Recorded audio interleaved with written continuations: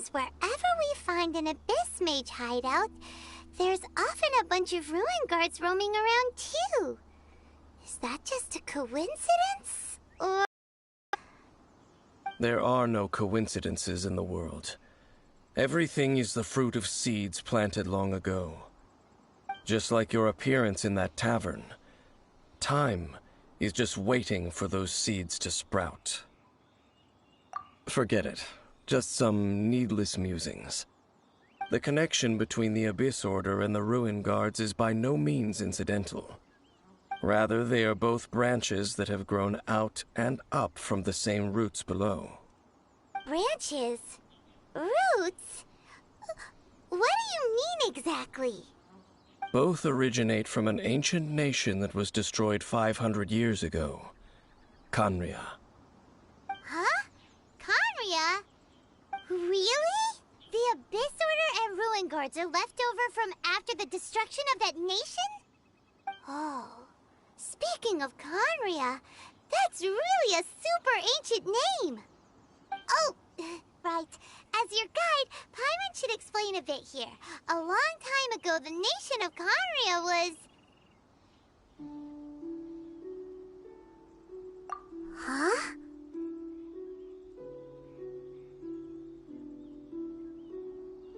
You have memories of being there, but that nation was destroyed 500 years ago. Is that so?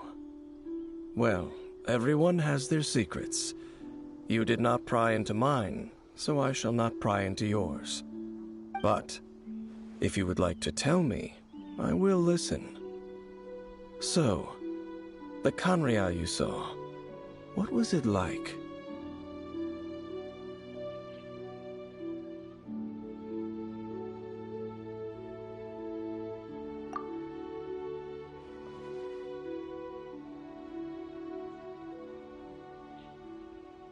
So that's the complete story, huh?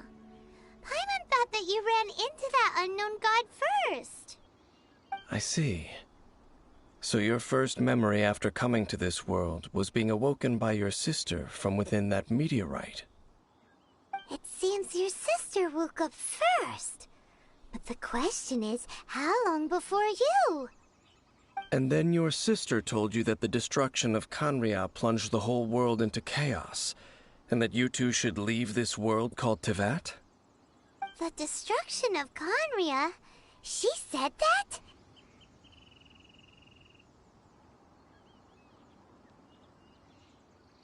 That destruction you witnessed, that's history from 500 years ago. It seems the first time you awoke in this world was indeed during that period.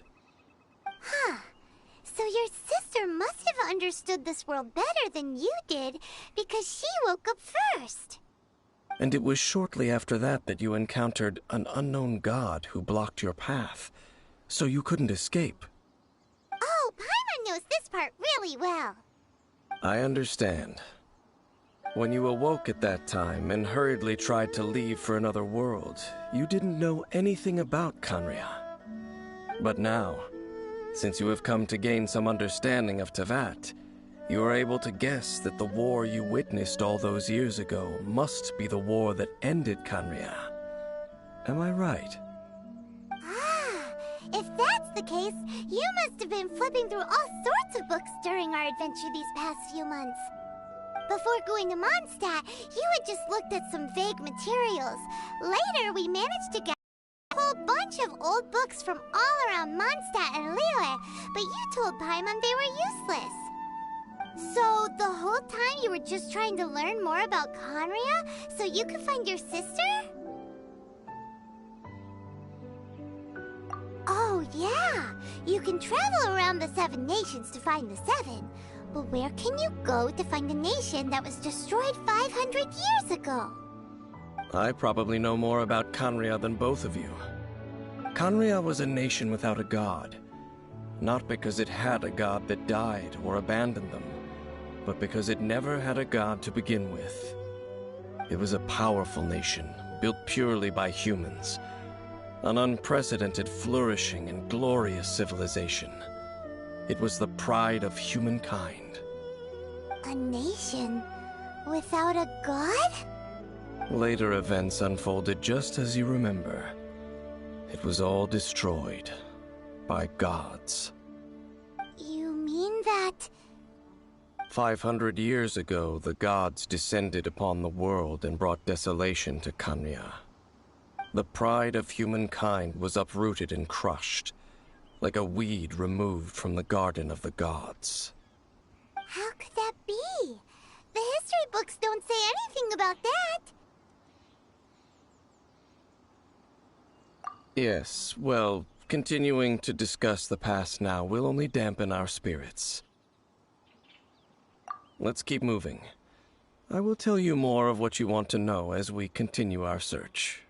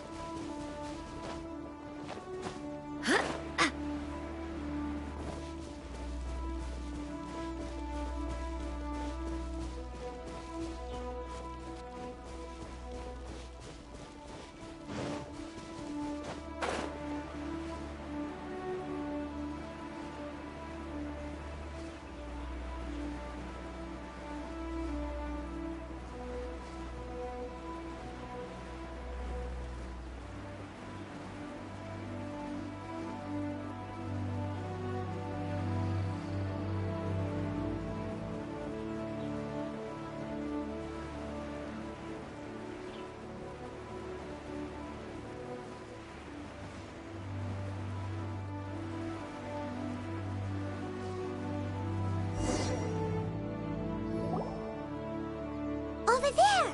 It's more ruin guards and abyss mages. Dane was just saying how these ancient machines are from Conria. So, did Conria have a lot of ruins that needed to be guarded? No. Ruin Guard is the name modern people have given these machines. No one called them that 500 years ago. These Ruin Guards were known as Field Tillers by the people of Canria. Field Tillers? What a strange name. It's not like you think. Field Tiller was just a code name. The people of Canria like to give code names to their weapons. The land is not to be tilled with farming tools, but rather is to be fought for with steel and blood. This is how the Field Tiller came about. Fought for with steel and blood? Well, that's an interesting way of understanding tilling. Paimon doesn't think it's a very positive interpretation. After the destruction of Canria, these masterless field tillers went completely out of control. They wandered aimlessly over the centuries, gradually spreading to every corner of Teyvat. Perhaps resonating with the sorrow of other civilizations lost to time, they found their way to various ruins across the land, where they lie dormant. Well, that sounds so sad.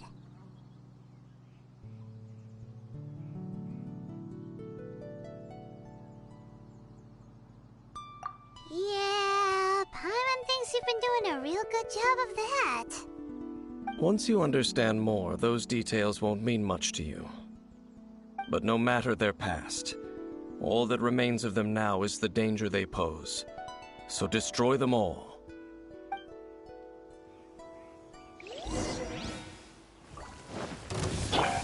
Torn to oblivion! Illusion shattered! At the frying pan! Freeze! Go and fly! Barbados, guide us! Push your luck. Don't get frostbite.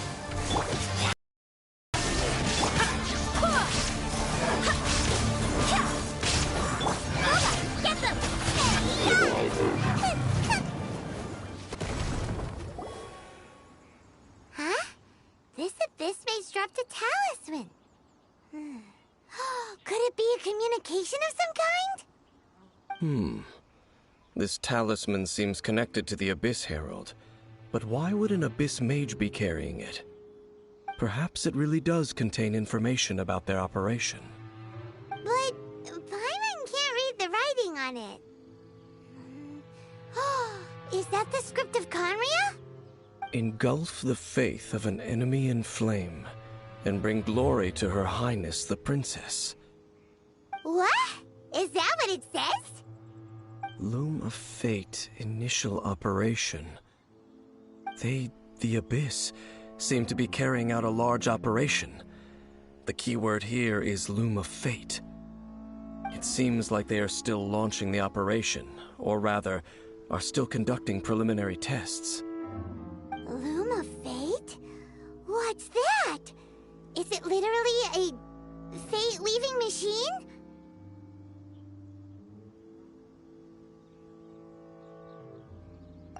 From the horrible feeling Paimon's been getting, those eerie ruins are super likely to be related to this fate-weaving operation.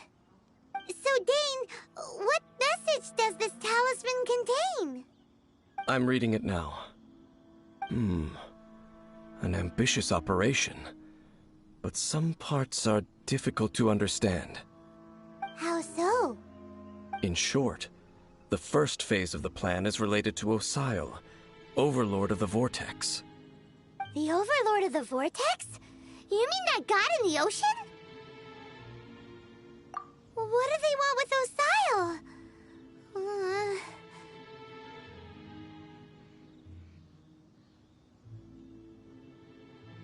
I know of your past heroics regarding Dvalin, and I also know of the Abyss Order's role in the Storm Terror incident.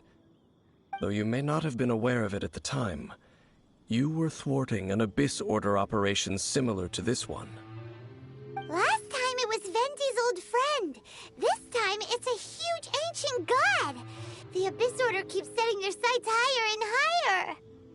Will the Abyss Order use their lies and dark magic to corrupt Osile, just as they did Dvalin?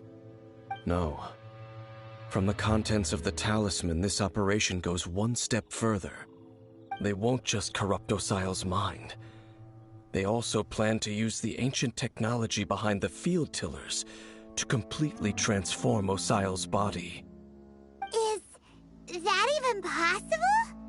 So wait, the Abyss Order wants to make some sort of cybernetic squid god of mass destruction? Very few people today truly understand the civilization of Conria. Though of course, the accuracy of that understanding itself is difficult to judge. Only the Abyss Order has consistently sought out the remnants of Conria.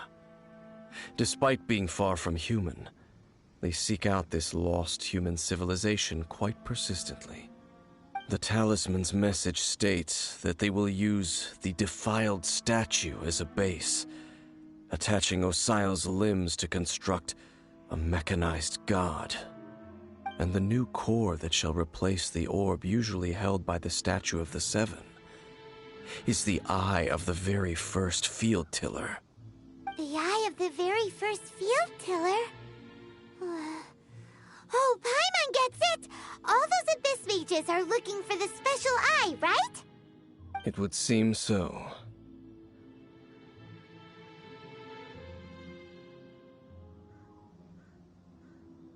This whole thing keeps getting more complicated.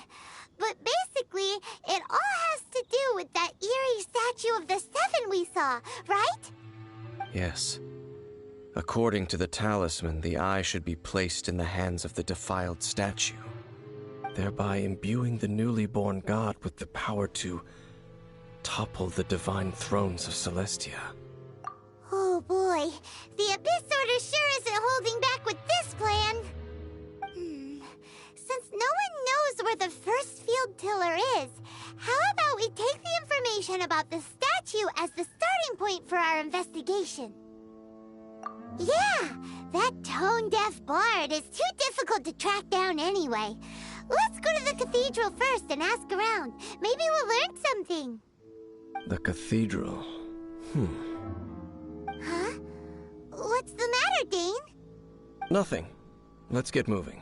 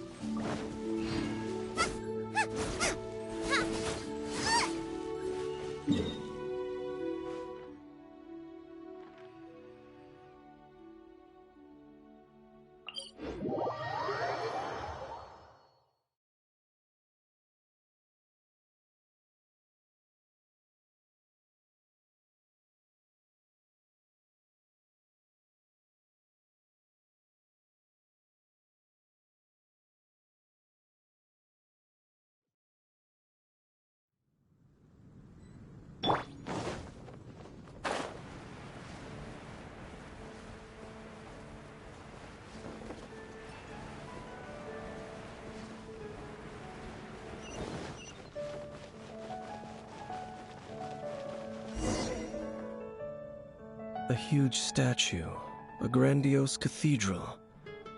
The people of Mondstadt clearly spent a great deal of resources and energy to construct them. But how aware of this was the Animo Archon on receiving this gift? And how much did he give back in return? Faith doesn't ask for anything in return, though, does it? As long as the gods have a clear conscience about it all, there's nothing I can say about it. Shh! We're about to enter the cathedral! Don't say anything bad about the Animo Archon! And actually, the Animo Archon is... never mind! I never specifically said I would enter the cathedral. I'll leave you two to mingle with the sisters. Huh?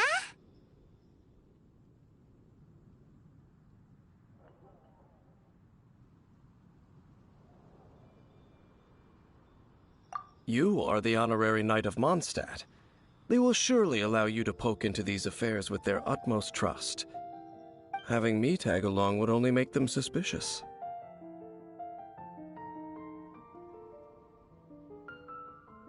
Correct. And just as our little friend said, I might say something bad about the church at any time. When a non-believer steps onto holy ground, the result is never pretty. I have never received the favor of the gods in the past. I don't see any reason I would need it now, or in the future either. That's enough about that.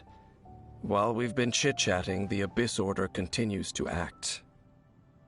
Okay, then we'll just go in ourselves and ask around. I should warn you about one thing. Don't go mentioning the defiled statue inside the cathedral. The Church of Favonius wouldn't ignore the matter of the statue, but if they rashly tried anything against the Abyss Order, it would only ruin whatever element of surprise we may have. Also, meddling in the affairs of the Abyss usually doesn't end well for anyone.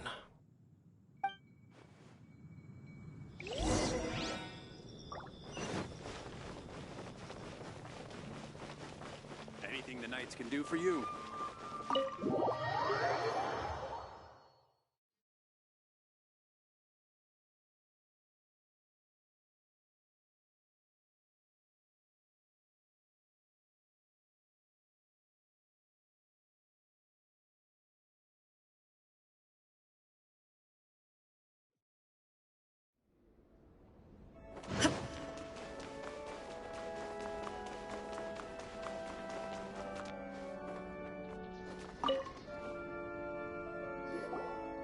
Honorary Knight!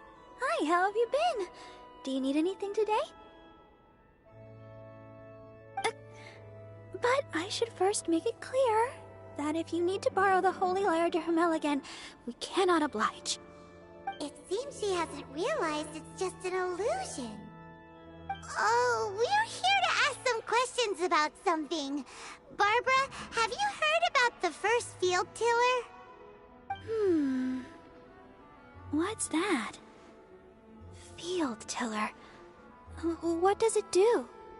Of course you wouldn't know anything about that. Okay, next question. Has the church ever lost a statue of the Seven? Huh? You're here to ask about that old story? Well, I didn't expect that. That was such a long time ago, barely anyone mentions it nowadays. A long time ago, there was indeed one statue of the Seven that disappeared one night without a trace. Nearly every member of the church joined the search for it, but it was never found. In the church's records, as you might assume, this incident has been called the Lost Statue of the Seven. Of course! Of course? Nothing? So do you have any other clues? Paimon means any other strange stories? Sorry, Barbara, but we can't tell you about the statue we saw just yet. Like Dane said outside, it's for your own good. Other strange stories? I'm not sure. Let me think about what other unusual incidents are in the church's records. Oh, the Tyrant's final fury? No, that's from another time. Probably unrelated. The Tyrant's final fury? Oh, this refers to a time of great danger that engulfed Old Mondstadt, the place now known as Storm Terror's lair. Many, many years ago, there was a time when balls of fire would rain from the sky whenever anyone approached Old Mondstadt. Balls of fire raining from the sky? How terrifying! People at that time believed it was a curse laid down by the god of storms, so they referred to it as the Tyrant's final fury. This strange phenomenon continued for about a year. No one was ever able to solve it. It just gradually ceased on its own. Right. Later, the theory of the Tyrant's final fury became less probable in the eyes of the church. Common reasoning dictates that the god of storms wouldn't shoot fireballs. Perhaps it was something else that caused the disaster. Anyway, this incident might not be related to the lost statue of the Seven, but I just can't think of any other strange incidents that might be. It's okay. Thanks anyway! There's that pointless word, thank you, again. I can never get used to hearing it. Oh, Rosaria, it's you. If you're looking for the Knights of Favonius, they're busy with those monsters again. Those monsters? Those monsters that tried to attack Mondstadt last time during the Storm Terror incident? Wasn't that the Abyss Order? They're at it again? Indeed. They're gathering in Wolvendom, causing great unrest among the wolves. Could it be that the Abyss Order is targeting the spirit of Lupus Boreas? As for what purpose, I can't say for certain. Master Jean has already headed off to Wolvendom. I must also begin to make a move myself. Then I will go as well. Master Jean said you should stay at the church and continue your work with the clergy. But you're also a member of the clergy. Right! We'll go give Master Jean a hand! Oh, okay. If the honorary knight will be there, then... But please, everyone, be careful. May the Animal Archon protect you all.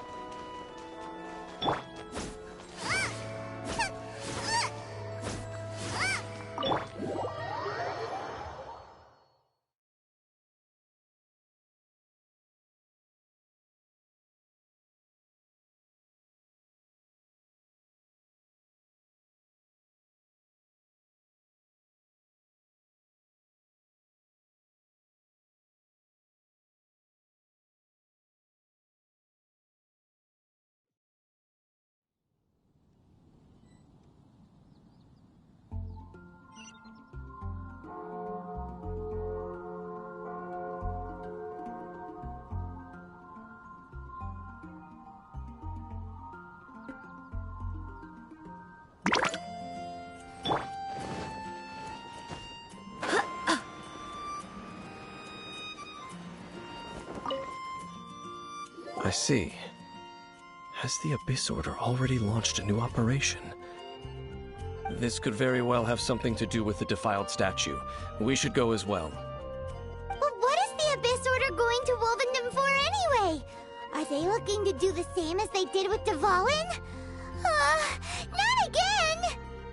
No, that's not likely. Unlike Osile, who was just suppressed, Andrias died long ago. Today, it is just his spirit that stands guard over Wolvendom. The Abyss Herald may just be targeting the spirit of Andrias in an attempt to garner some information from one of the Animo Archon's old companions.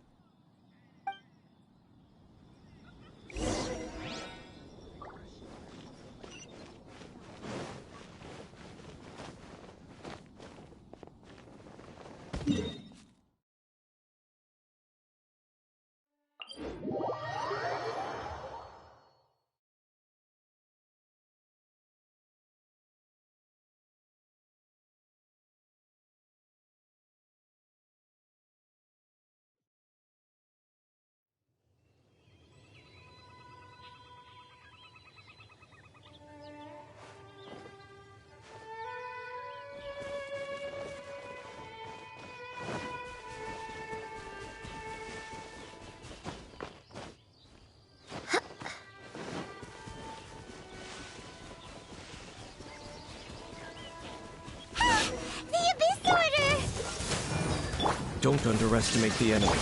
Let's take them now.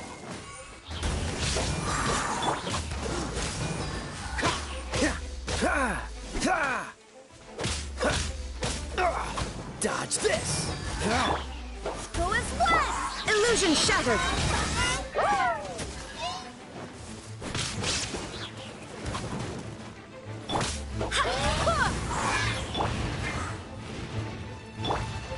Cool it!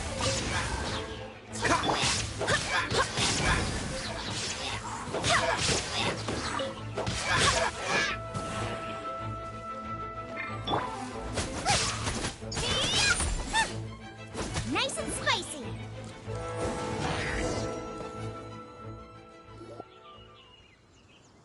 Whew. There sure are a lot of enemies around here. The closer we get to the target, the more enemies there are. Fits the Abyss Order's style. Yeah, let's go!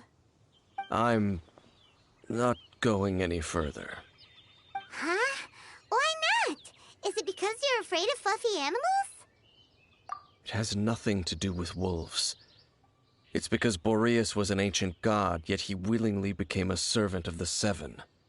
I cannot possibly agree with his actions. I don't desire any interaction with him. Besides, you're the one people like. I'm less likable.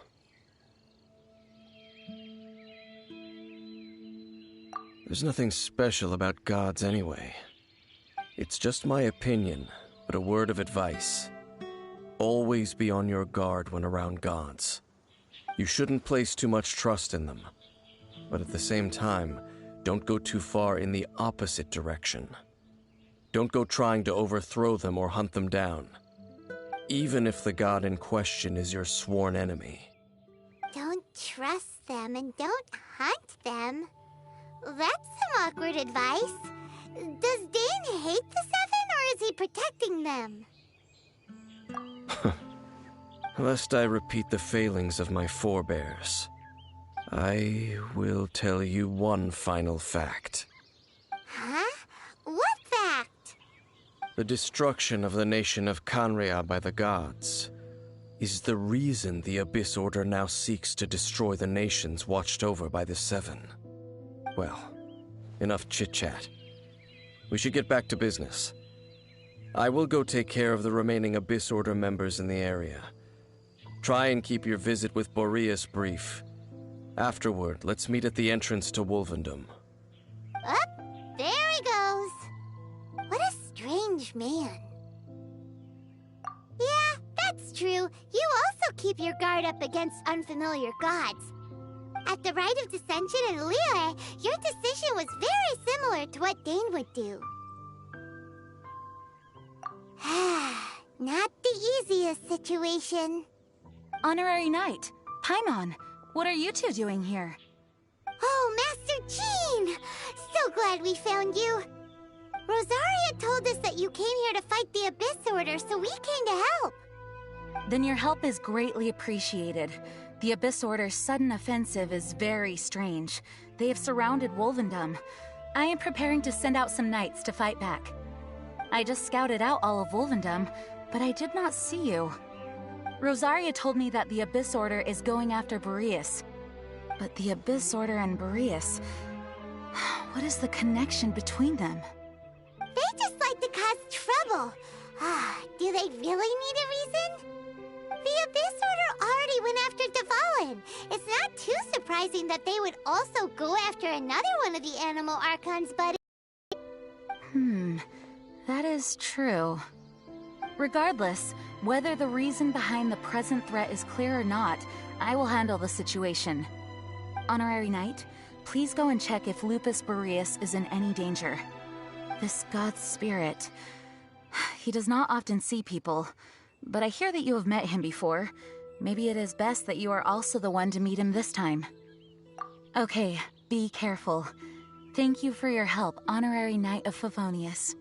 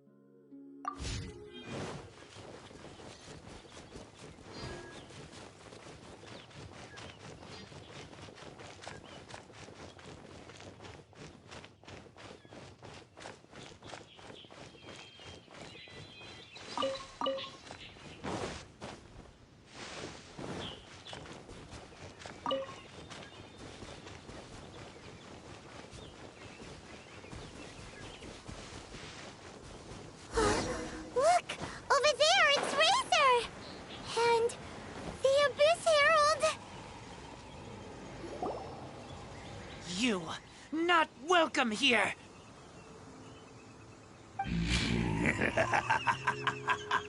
So, the wolf's wretched spirit likes to raise wild pups now. You claim to be a guardian, yet your once sharp claws have clearly dulled since your days of godly glory. If you serve us, we can restore your divine powers you once held in the past. Lies. Lies. What the heck is this ceremony? He looks like he's in a lot of pain. Oh no! Is this the same thing they did to corrupt Devalin's mind? Wolves never surrender! But this can't go on. No matter how many times you resist us, your efforts are all in vain.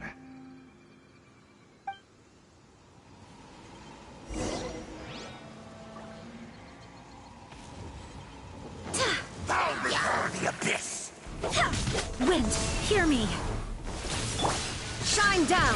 Inazuma shines eternal! Get them! Race you! Eat this! Roar! There is no escape! Go as one! This will be frozen in time.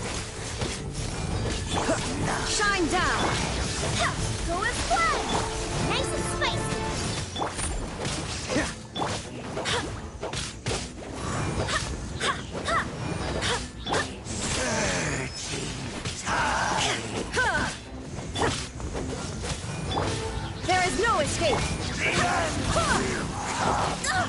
Barely a scratch!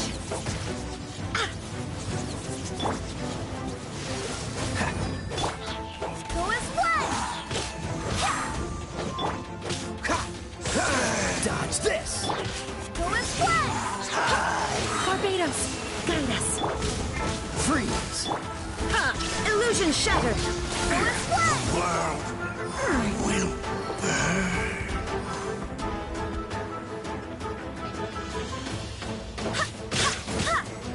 Dodge this!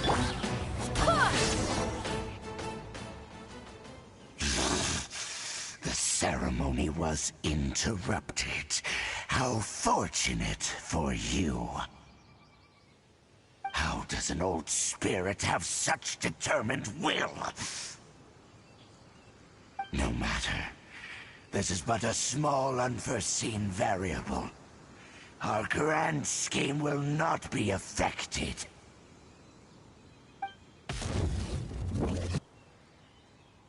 It disappeared again! Thank you. You came. Just in time. Human Lupercal. I am ashamed that you must see me in my present state.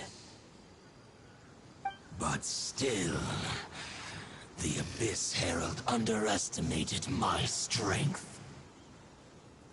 Lupus Boreas never refuses trial, but scary outsider, not respect trial rules.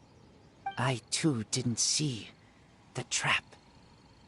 Wait, so you mean the Abyss Order had everything prepared to corrupt Lupus Boreas' mind, then lured him out under the pretense of challenging him in a trial? Thank you.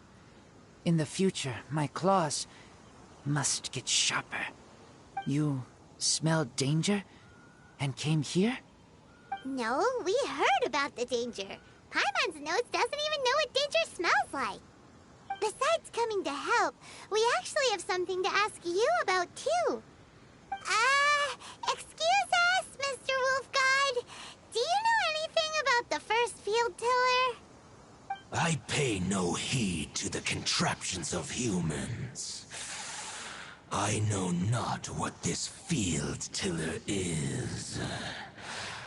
Though there was indeed one human-made machine that I can never forget.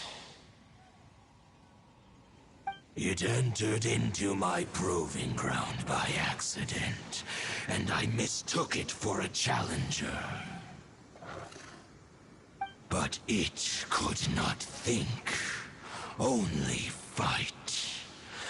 It was designed as a pure killing machine from top to bottom. I eventually damaged it greatly with one of my attacks. Before it fell to the ground, it fled the proving ground. By the sounds of it, it's possible that could have been the very first field tiller, right? Yes, it could spin, leap high into the air, and even shoot fireballs. Although no match for a god, it was stronger than even many who wield visions. Fireballs? Hey, didn't we hear this somewhere else recently as well? Anyway, this pretty much proves that the first field tiller came to Mondstadt, doesn't it? It sounds like the first one was way stronger than the mass-produced ruin guards that came after. But in this story, it was damaged at the proving ground while fighting the Wolf of the North. Don't know, but did we help? Yes, you were a big help. Thanks. We need to keep investigating something super important. The Abyss Herald may have left, but the Abyss's forces are still attacking. You two be careful. Yes, I smell more danger. Bigger danger. You too, also be careful. Well, that was some good intel. Quick, let's go tell Dane.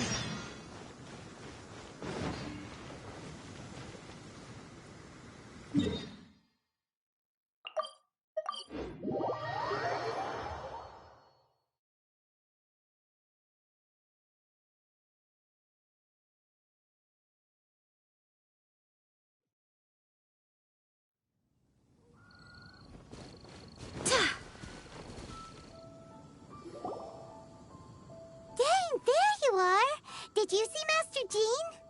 I saw her, but purposely avoided her. As both the Lion Fang Knight and acting Grand Master, she naturally would have some reservations towards me. If I'm not careful, one day I may find myself becoming the object of one of her investigations. But back to the matter at hand. I defeated some of the Abyss forces, but wasn't able to gather any information. Did you have more success?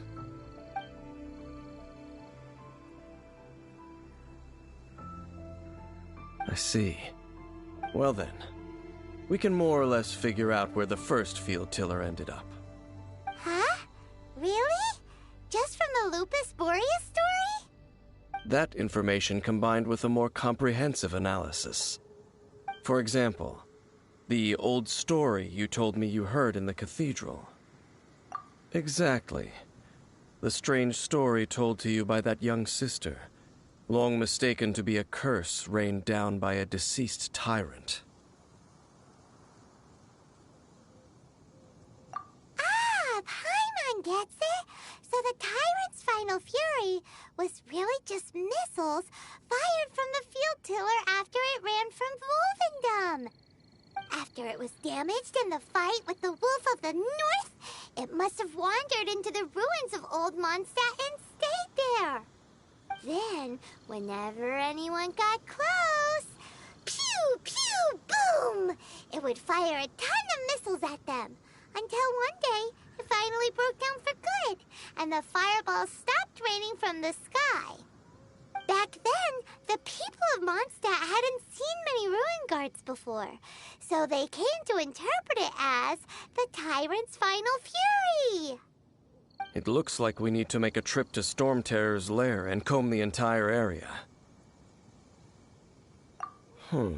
What do you mean? Huh?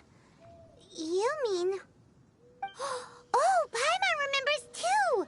We saw that abandoned ruin guard sitting atop the tower when we went there before. Can't forget something like that.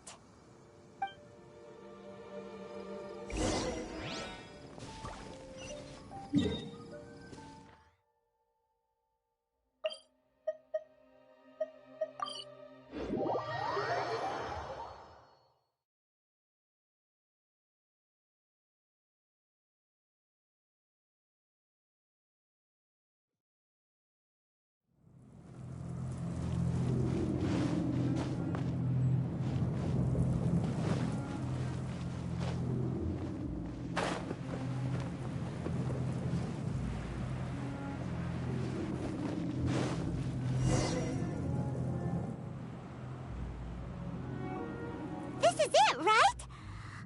Okay then, use your elemental sight to look for the eye. Ooh, so what did you see? Huh? Nothing? Oh, but Paimon was so excited. What's going on? Are you sure you did it right? This requires another method. Using elemental sight on a field tiller is of no use because it is not powered by the elements. Let me give it a try.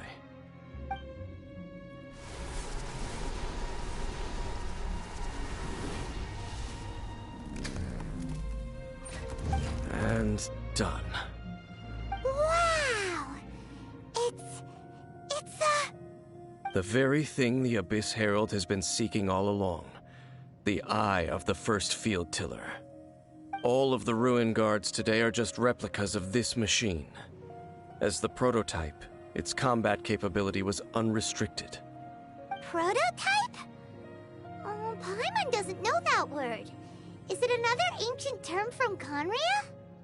As the Abyss Order has surmised, if this eye is placed in the hands of the defiled statue, and if the limbs of Osiel, Overlord of the Vortex, are attached to the statue, there you have a mechanized god. And this newly born god will have the power to topple the divine thrones of Celestia.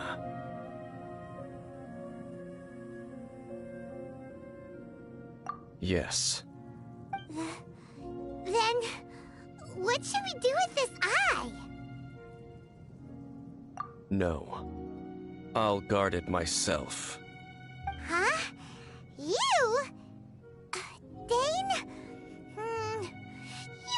won't do anything crazy with it, will you? You may doubt me if you wish, but I must ensure it does not fall into the wrong hands. No matter where we may hide it, they will find it. And as for the Church of Favonius, well, you know I don't trust them. Oh, right. But our work isn't done yet. To avoid any further repercussions, we must also take care of that defiled statue. We can't have the church get involved. Let's handle it ourselves. As for what I mean by take care of it, naturally I mean to completely destroy it. Destroy it? That's a statue of the Seven! As well as being a really important cultural relic, they're actually divine too! Well, good thing we didn't tell Barbara earlier. Otherwise she'd be going completely bonkers right now! Do the Seven really expect me to help them look after what belongs to them? Let's go back to those ruins and destroy the inverted statue. If we are lucky, we will also run into that Abyss Herald.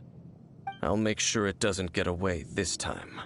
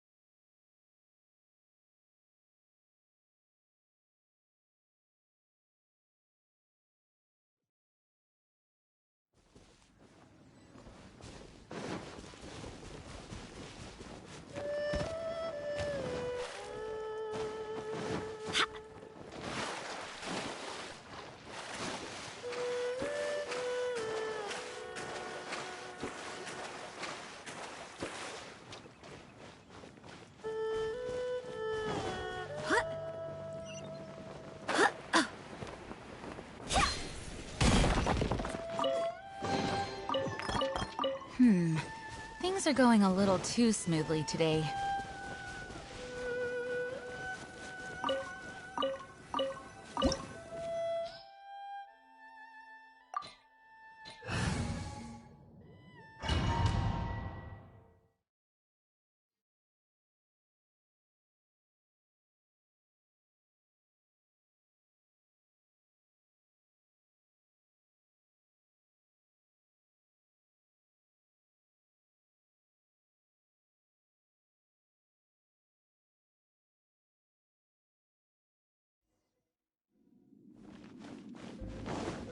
So after all that running around, we end up right back here again.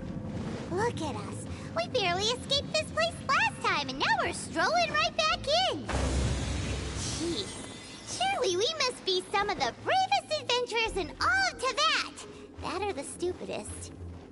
To get to that creepy statue, we just need to follow the path we used to escape last time. That should take us right to it.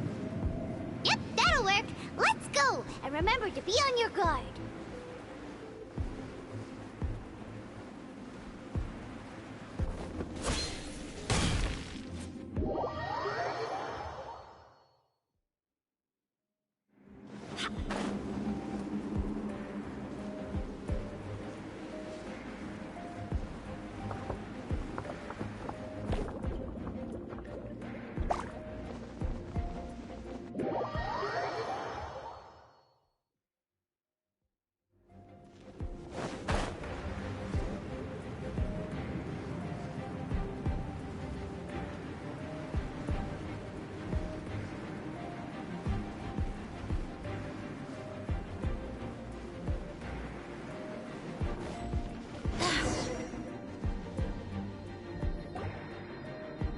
Looks like we're here. An eerie, lifeless, dark chamber. I understand the evil aura you were describing earlier. Oh, such a scary place. Be careful to not be overwhelmed by the power of the defiled statue. The Abyss Herald. It's here.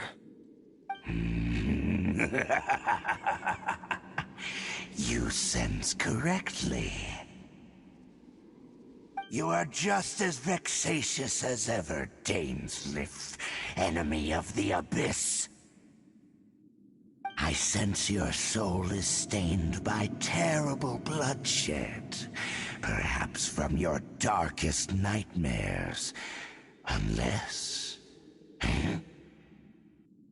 Oh, and something far more dangerous. You reek of a corruption familiar to me. Then we are the same. We're both dangerous. But dangers from outside of the Abyss Order must be caught and caged. It is your words that forever reek of corruption. Time to silence you!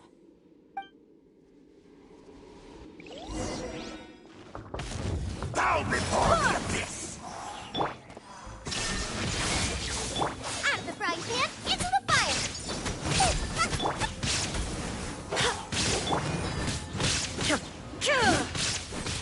Abyss will roar! Cool it!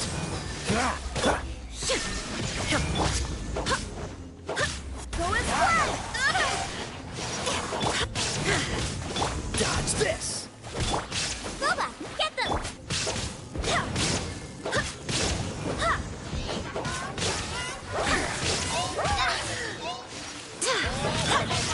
There is no escape!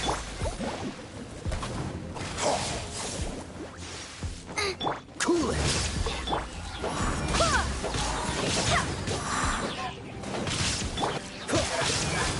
Push your luck. What's the hurry? It's futile! Go as one! Freeze! Go as one! I swear by my sword! Absurd! Shine down! Oh, so sorry. Cool it!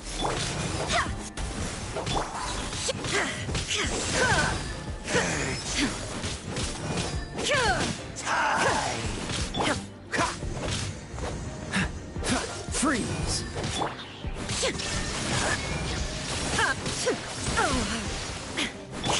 Out of the frying pan,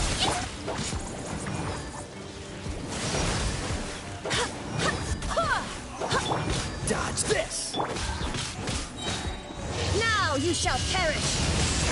Illusion shattered!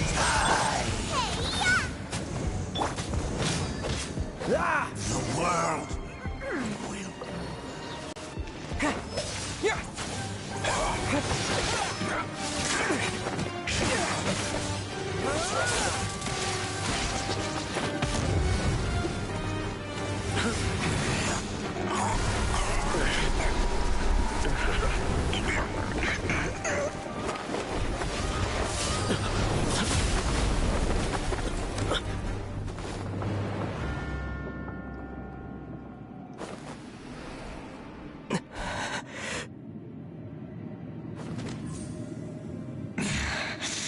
Princess. Hey! Could that be? Ether.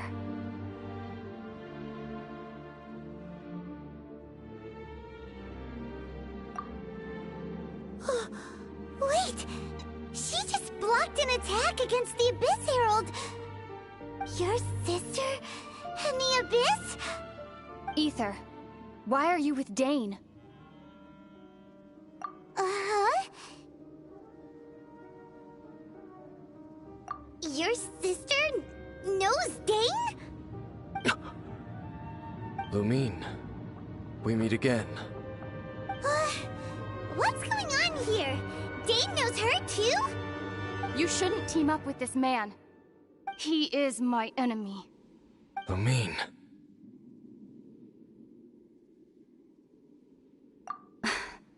But it must be said.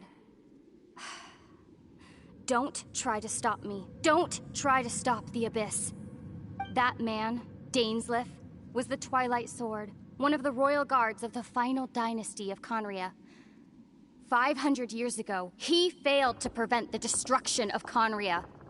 A curse of immortality was laid upon him to forever wander the wilderness, while he watched the people he was supposed to protect turn into monsters of the abyss. You're saying Dane is from Conria? The same Conria that was destroyed 500 years ago? And you said the people turned into monsters? You're trying to tell Paimon that the Abyss Order is not only related to Conria, but is actually the people of Conria themselves? And the whole thing about Dane being your enemy... Paimon's so confused. Home. Yes. Of course. Home is wherever we are together. But I cannot go with you to the next world to find a new home. At least, not yet. Until the Abyss has engulfed the thrones, my war with destiny will see no end. Listen to me, Ether. I have already traveled through this world once. Once you reach the end of your journey as I did, you will see for yourself the true nature of this world.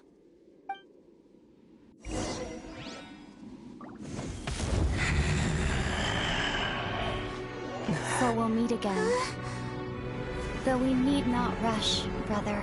I have more than enough time to wait for you.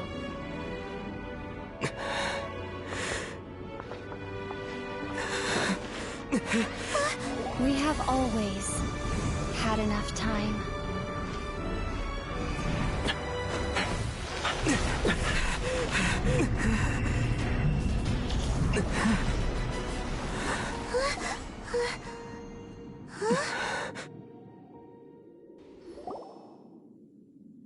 They left. Oh, don't be too sad. We'll find them again. Look on the bright side. At least we got some really useful information. Really? You sure? At least now, as well as the Seven, Dane is also a key part of finding your sibling too, right? That's right! By the way, what they said just now is all pretty confusing. Did you understand it at all? Oh, well then, let's go over it again.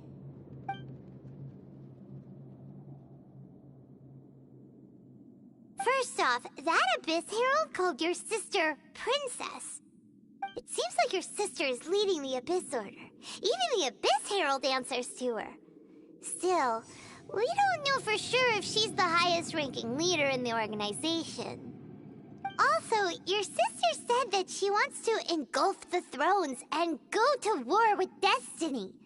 What the heck does that mean? Could it be that she wants to destroy the Seven and the Seven Nations? Next thing, turns out the Abyss Order monsters are really what the people of Conria turned into after their nation was destroyed. This story is just plain terrifying. And Dane is from Conria too. He witnessed its destruction 500 years ago. But he didn't turn into a monster. And now he's fighting the Abyss Order. So that's why your sister said that Dane is her enemy, right? But if the monsters of the Abyss are the same people that Dane protected all those years ago, then why is he enemies with the Abyss Order now? Also, how come, after all this time we spent searching for your sister, it turns out she's on the side of the Abyss? What's up with that? Yeah, you're right. Then, we can't let ourselves get down about it now. Our journey's not over yet. Let's get a move on. Time to leave this terrible dark place and get back to the surface where the sun shines bright. If your sister wants you to reach the end of your journey, well then, show her what you're made of. Come on, traveler, let's go.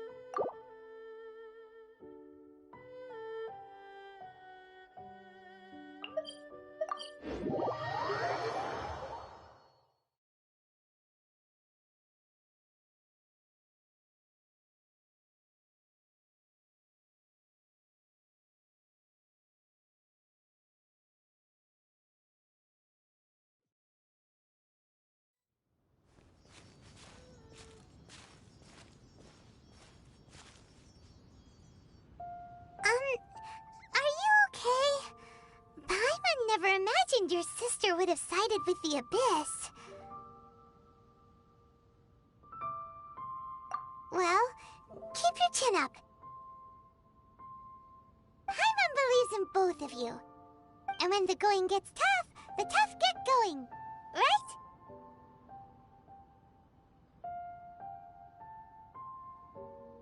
She said we needed to reach the end of our journey. Paimon bets she still has lots more to tell us. And we won't find out what this journey is or where it will end unless we keep going.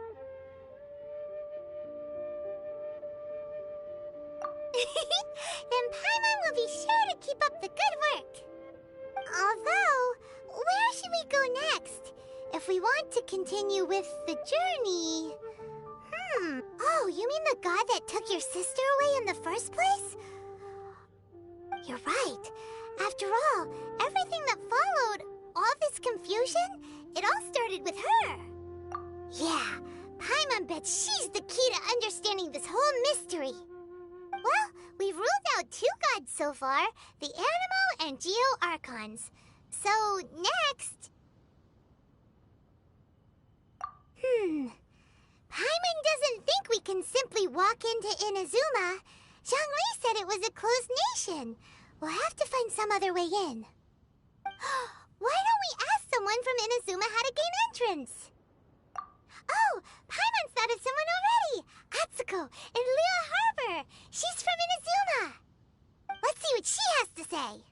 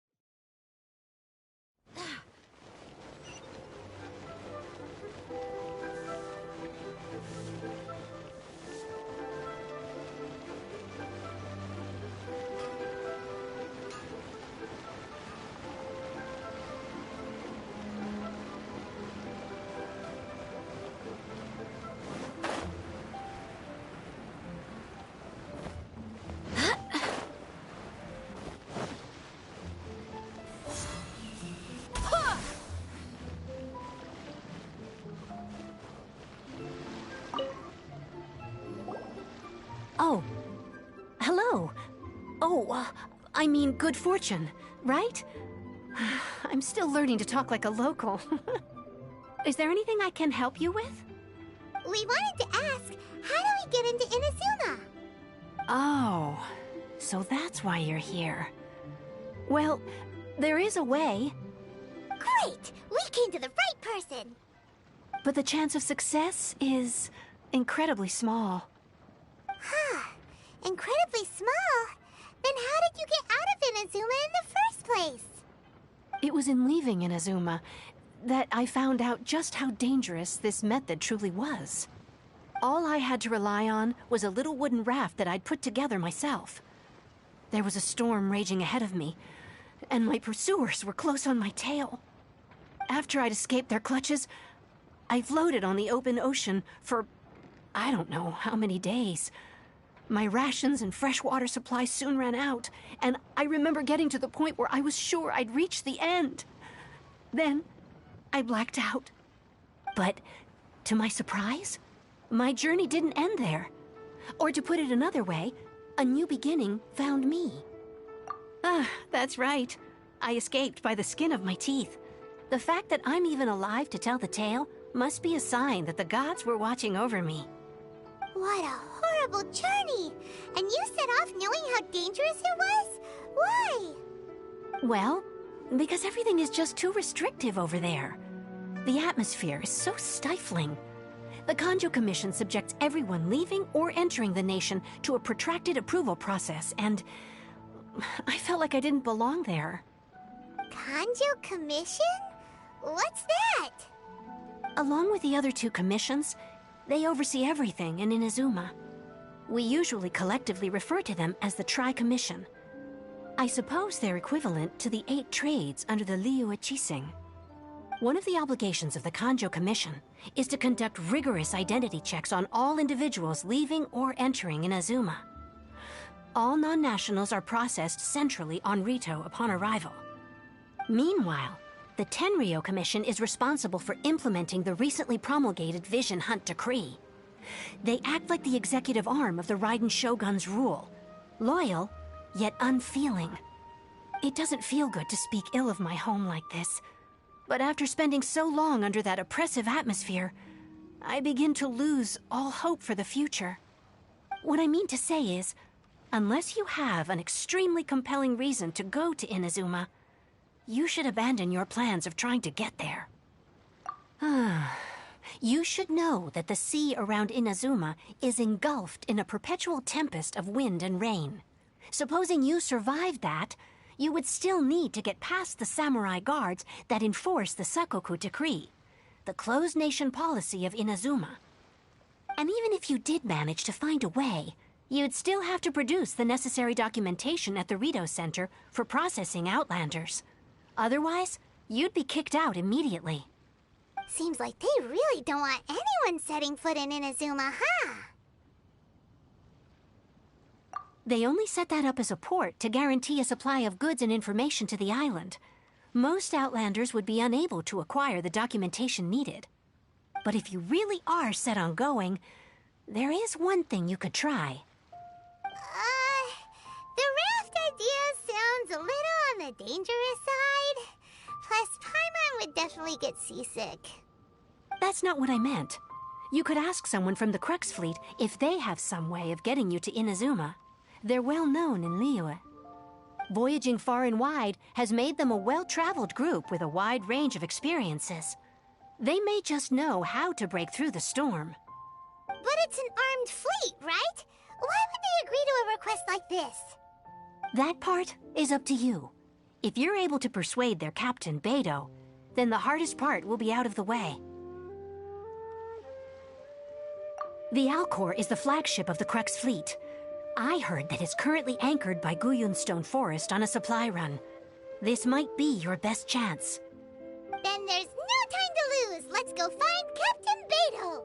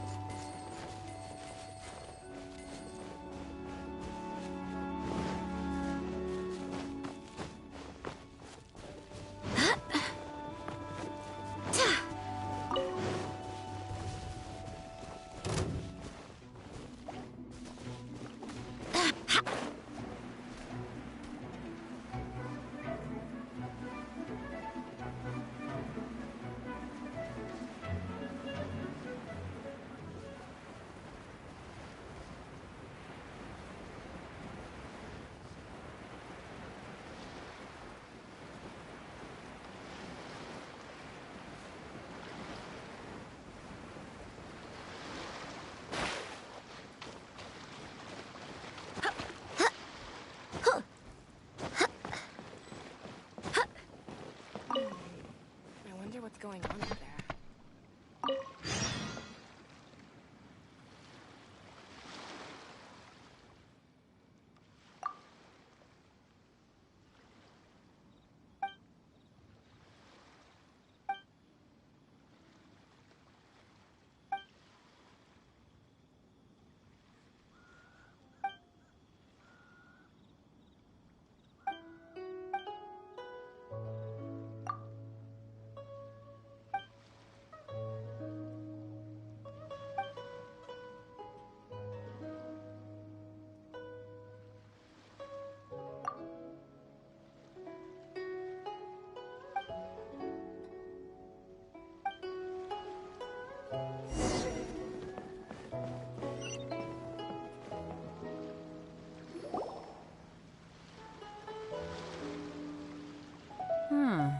Who have we got here? Wait, I know you. You're that traveler, aren't you? The one who fought against the Patuian Osile, right? Ningguang told me about you. A traveler of great insight and remarkable skill has saved Liyue, she said. She's a hard one to please, so praise from her is high praise indeed. I remember thinking at the time that it'd be good to meet you in person. Judging by the clothes on your back and this floating thing, I guess that time has come. Hey! The name's not Floating Thing, it's Paimon! Paimon? What a fascinating being. You two give off not only the essence of wind and earth, but also of... yes, the stars. Huh? The fragrance of what now? That's the weirdest compliment Paimon's ever heard. Pay it no heed. I mean only to say I am certain that it is by fate, not chance alone, that we should meet. And that gives our encounter meaning. I prefer other means of entertainment. This young man is Kaidahara Kazuha, a temporary addition to my crew for reasons I won't bore you with. Occasionally he opens his mouth and flowers come out instead of words. With this fine ship and the soft sea breeze, would it not be romantically irresponsible of me not to acknowledge it with a line or two of poetry? Well, I can't argue with that. Okay then. Once the clash is underway, I'll give you a chance to perform. Only if the mood takes me, of course. Poetry for poetry's sake tends to lack meaning. Hey, you don't want to pass this opportunity up too easily, especially seeing as our great hero here might be in attendance. Oh, wait a minute. What's the clash? Also, just to clarify, by great hero, do you mean... Huh? I thought you might be here to sign up. You're telling me you've never even heard of it? The Crux Clash is a martial arts tournament that I hold. There'll be a whole bunch of folks taking part to showcase their talents. There are two important rules. 1, competitors must be renowned fighters. We want those with real martial arts ability, not just people taking part for the fun of it. So, you've got nothing to worry about there. I don't think there's anyone out there who hasn't heard of you. 2, you can't take part if you've got a vision. Otherwise, things get a little one-sided. You must be feeling confident, but you might want to watch out. There are a few crouching tigers and hidden dragons lurking around in Liyue. And with Liyue's savior taking part in the tournament, now that's gonna turn a few heads. I think we can expect a healthy turnout this time. But we didn't come here to take part in a martial arts tournament. Well, before you dismiss the idea completely, you might be interested to hear that the prize this time round is particularly sought after. Get this. It's a masterless vision. Supplied by myself, as a matter of fact. If the tournament champion can reawaken that vision, it belongs to them. Is there really such thing as a masterless vision? When a vision bearer dies, the light in their vision will fade away. But the shell that housed that light remains. As for whether this shell has any practical application, well, this remains to be seen. But my intuition tells me that while it remains in the world, it may just be possible for someone else to inherit it. Yep, and the way I see it, a vision is a badge of recognition from the gods. So if anyone's able to rekindle it, it's gotta be an individual of exceptional strength and talent. Organizing the clash is my way of uncovering hidden talents, and hopefully this time, getting a vision to glow again. So if you don't have a vision, this is the perfect opportunity to get your hands on one of your very own. Yeah, we're interested in getting to Inazuma, not fighting in some tournament. Inazuma? You want to go there? Well, why didn't you say so? Inazuma? No sweat. In that case, if you win the tournament, I'll give you a choice. Masterless Vision, or a ticket to Inazuma aboard the Alcor. Up to you. You just want him to take part in your tournament! What's wrong with that? The more talent we have, the better the tournament will be. I couldn't let a competitor like you fall through the net. What are we gonna do? Looks like we pretty much have to do this tournament if we want to get to Inazuma, huh? Great. Then let's get you signed up. Head to the tournament arena in Guyun Stone Forest. Kazuha and I will be over soon. It seems like it will only be a matter of time before the answer is revealed.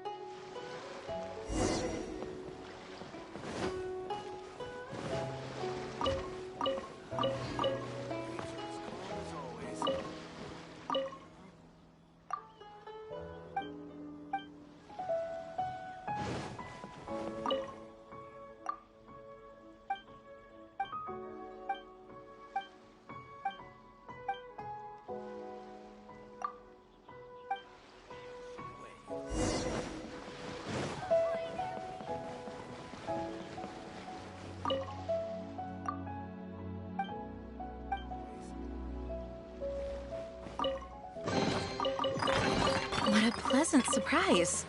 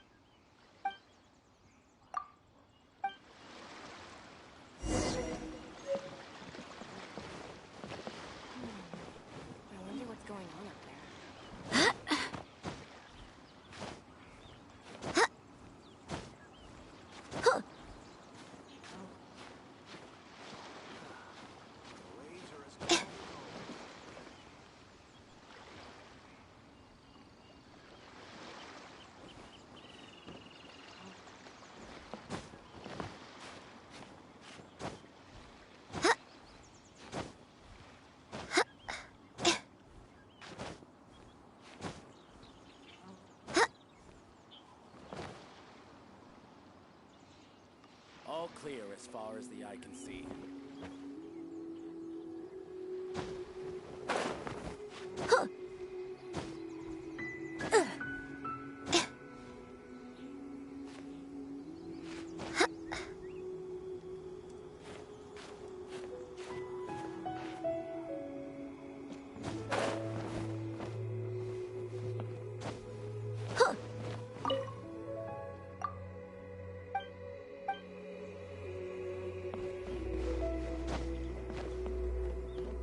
All clear as far as the eye can see.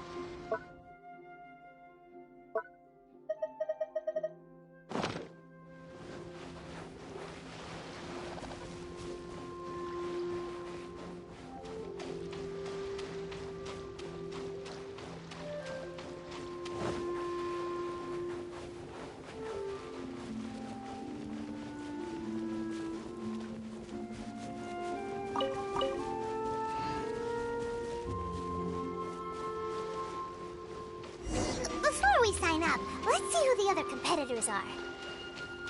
Beto said that they... Hello? Are you here to compete in the Crux Clash? You bet I am. Have you put your names down yet? Well, I'd have a look at the entrance criteria if I were you. Then allow just anyone to take part. The Clash is a comprehensive test of fighting ability. Anyone who turns up for show over skill is gonna get their butt handed to them. Nobody wants to see that, right? Yeah, we heard a rule about that. So, Paimon's wondering, are you a renowned fighter? Me?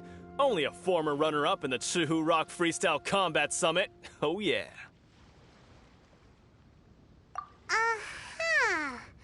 Also, that doesn't sound like the most official tournament out there. What? You...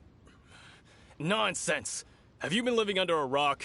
It's been going on for years. There were plenty of competitors when I took part. Not to mention, I've helped the Millilith catch treasure hoarders before. There were 2 of them trying to escape. I soon sorted them out. They tried to sneak past me under the cover of darkness. They didn't know what hit them.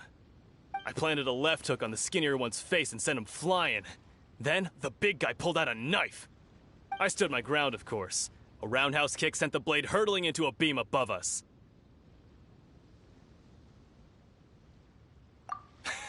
I told you. Unarmed, outnumbered 2 to 1, but I still got the upper hand. I'm not saying I came out completely unscathed, of course, but the fact remains that I did manage to subdue the both of them, and hand them over to the Millilith. I received quite the commendation. Oh yeah. Uh-huh. But for us, even 4 or 5 treasure hoarders at a time is all in a day's work. Mm-hmm. Alright, we're gonna keep looking around. I'll see you in the arena, but I don't plan on losing to a pair of children anytime soon.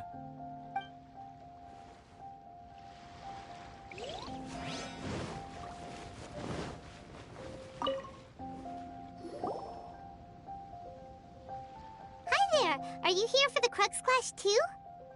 That's right. Nothing beats real-life combat for honing your skills. That's what our master taught us.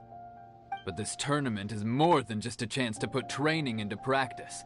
It's also a chance for us to obtain the masterless vision. Exactly. With a vision, we'd quickly become our master's top students. This master of yours must be pretty incredible, huh? Are they someone famous? Famous? He's the founder of the Lingshan clan, and his skills are unparalleled. You probably wouldn't have heard of it. It was founded quite recently. The clan is nowhere near as famous as the master himself, anyway. He's got to be a grand master or something. He's created many different styles of kung fu, and countless other clans have borrowed extensively from him. To the Lingshan clan, he teaches a special technique known as force dispersal. Force dispersal? It's a type of breathing exercise where you can train yourself to harness the energy around you and neutralize attacks without moving an inch. For example, our master can use it to alter the path of an attacking fist, or change the direction of an incoming stone, all without breaking a sweat. One time, he sent a challenger flying into the air without... It sure is. but it's extremely difficult to cultivate this ability. We've been training for ages and we're still getting to grips with the very basics. There's no way we could use it proficiently yet. We're clearly not that naturally gifted, or we would have at least gotten the gist by now.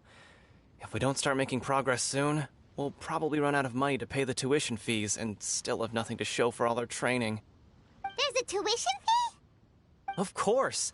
This is a Grand Master we're talking about here. He doesn't have time to waste. If you want face-to-face training, you've got to show you're sincere about it. But here we are, having trained under him directly all this time without even a hint of improvement. Master is getting increasingly impatient with us. Recently, though, we heard that a Vision Bearer joined the Guhua clan and made pretty much instant progress in their training. So, if we can get our hands on a Vision too, maybe we can finally make our master proud. Well, we have to try something new. Otherwise, we're stuck in the same situation. Exactly. It can't hurt to try. And if it turns out it does work, the Lingshan clan will go down in history. Folks will come from far and wide. Heck, we could even become the dominant martial arts clan in all of Liyue. See you in the arena!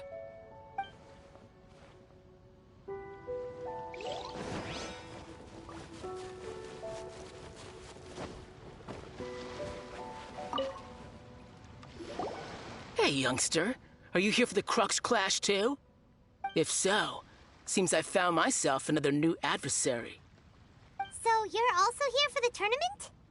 You better believe it. I wouldn't be here if I didn't think I could walk away as a champion.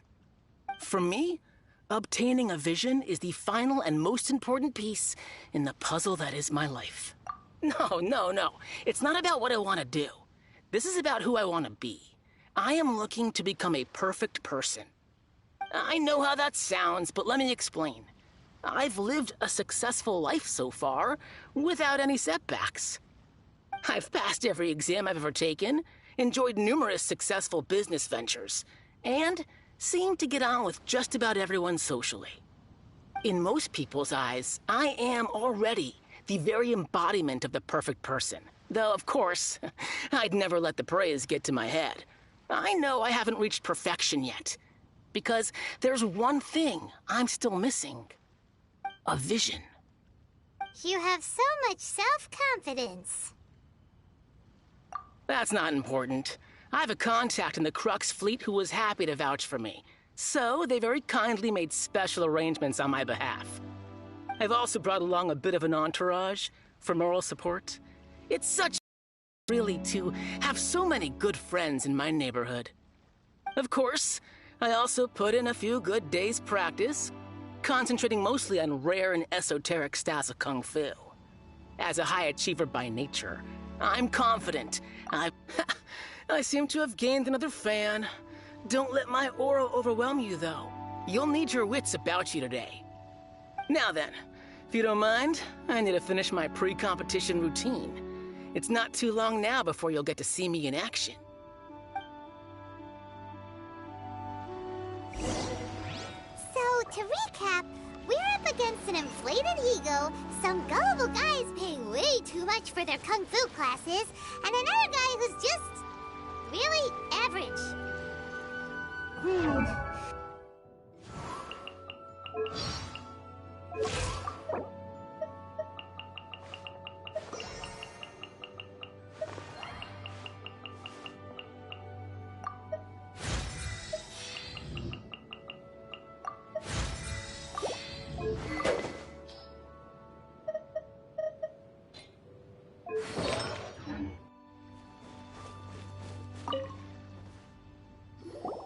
Chinksa Village arm wrestling champion, huh?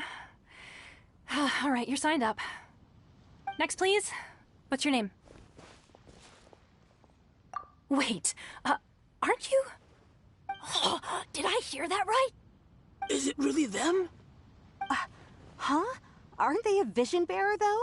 Why are they trying to enter the clash? I have to ask, aren't you the traveler that helped Liyue fight off that ancient god? Oh, it's really him! The one that spoke with Lady Kuching at the rite of parting. Oh, I wonder if I can get his autograph later. I trust you are aware that only those without visions can enter the tournament? Really? But from what I've heard, the things you're capable of in combat are nothing short of extraordinary. You walk into the most dangerous situations imaginable, face off against all sorts of monsters, even the Fatui, and always come out on top. Yep, he still doesn't have a vision though. See for yourself. My apologies.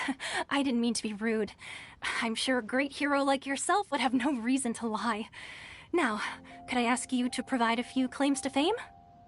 It's just a formality for you, of course, but I have to make a record of competitors' achievements as part of the sign-up process. So far, I've got defeated the ancient god Osile, so that's one. Do you have any others? Yeah!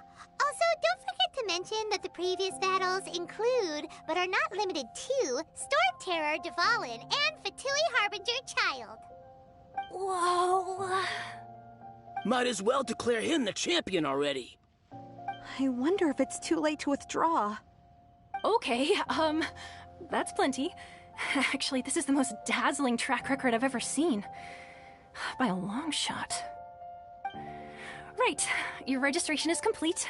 Now, a brief word about the prize. A great hero such as yourself can surely only be here for one thing. To win the tournament and claim the grand prize, namely, a vision. Oh, we're not here for that. We're here because Captain Beto promised to take us to Inazuma if we win the tournament. There's another prize, too? Oh, first I've heard of it. Beto must have upped the stakes this time to attract top talent. But why would anyone want to go somewhere as dangerous as Inazuma? I see. So, I take it you discussed your terms with Beto in advance, then? Well, I'm sure a great hero has an important reason for being here. Anyway, the qualifying rounds are about to begin. I'll leave you to your preparation. Hey, so Paimon's thinking about that whole no vision bearers rule in this tournament. Even though you don't have a vision, most people in Teyvat think that you can't manipulate the elements without one. So Paimon thinks you probably shouldn't use your elemental abilities during the tournament. You know, just to avoid any misunderstandings. In any case, looking at the competition, it should still be pretty easy for you to win, even without using any elements, right? All right, it's showtime! You got this! You seem like you're raring to go. Are you ready to compete? Good. Then please follow me into the arena.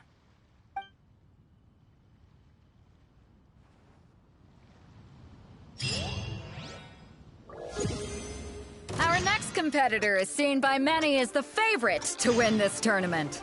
His first bout begins now! You? You're the hero they're talking about? What a strange guy. Why was he so confident to begin with? Well, now that we've won, let's go and see Beto. She'll probably have something to say to us.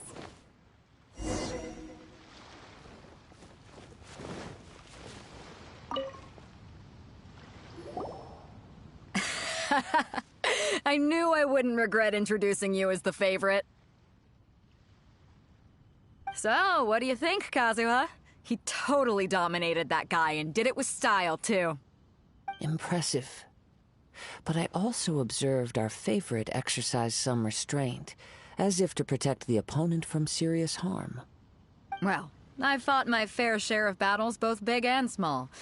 And I say, after the show he put on just now, he's more than convinced me of his ability.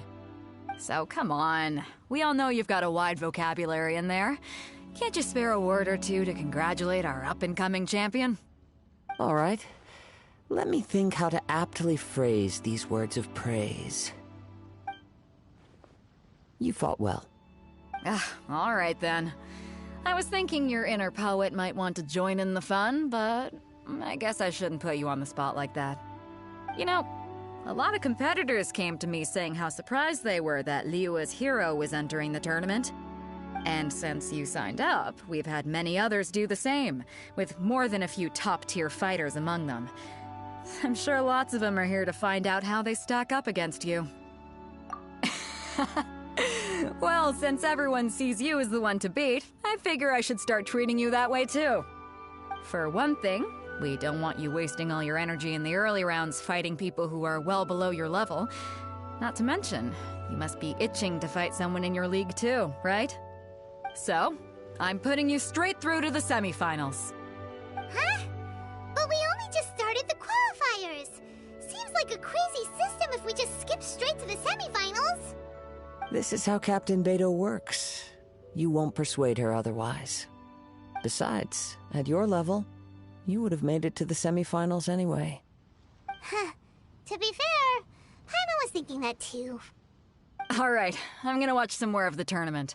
If there's any potential contenders for you out there, I want to know who they are and what they're about.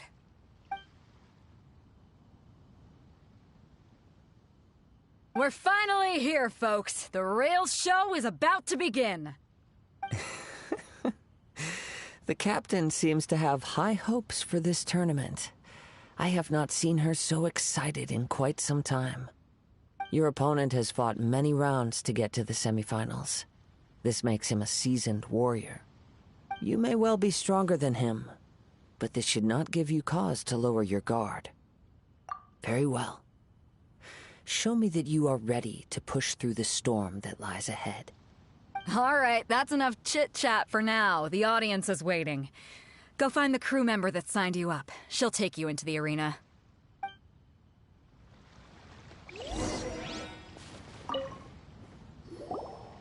Your opponent in the semifinals is new to the Crux Clash, but he has quickly become the dark horse of the tournament. I do not doubt your abilities, but I would suggest that you make sure you are fully prepared before you begin. Relax, my guys at... Okay, follow me.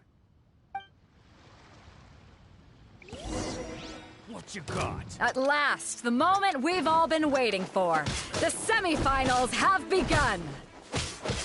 Who's it gonna be this time? The hero or the dark horse? I don't care about the prize. You're a strong opponent. That's what I'm here for. Fury! Yeah! Yeah!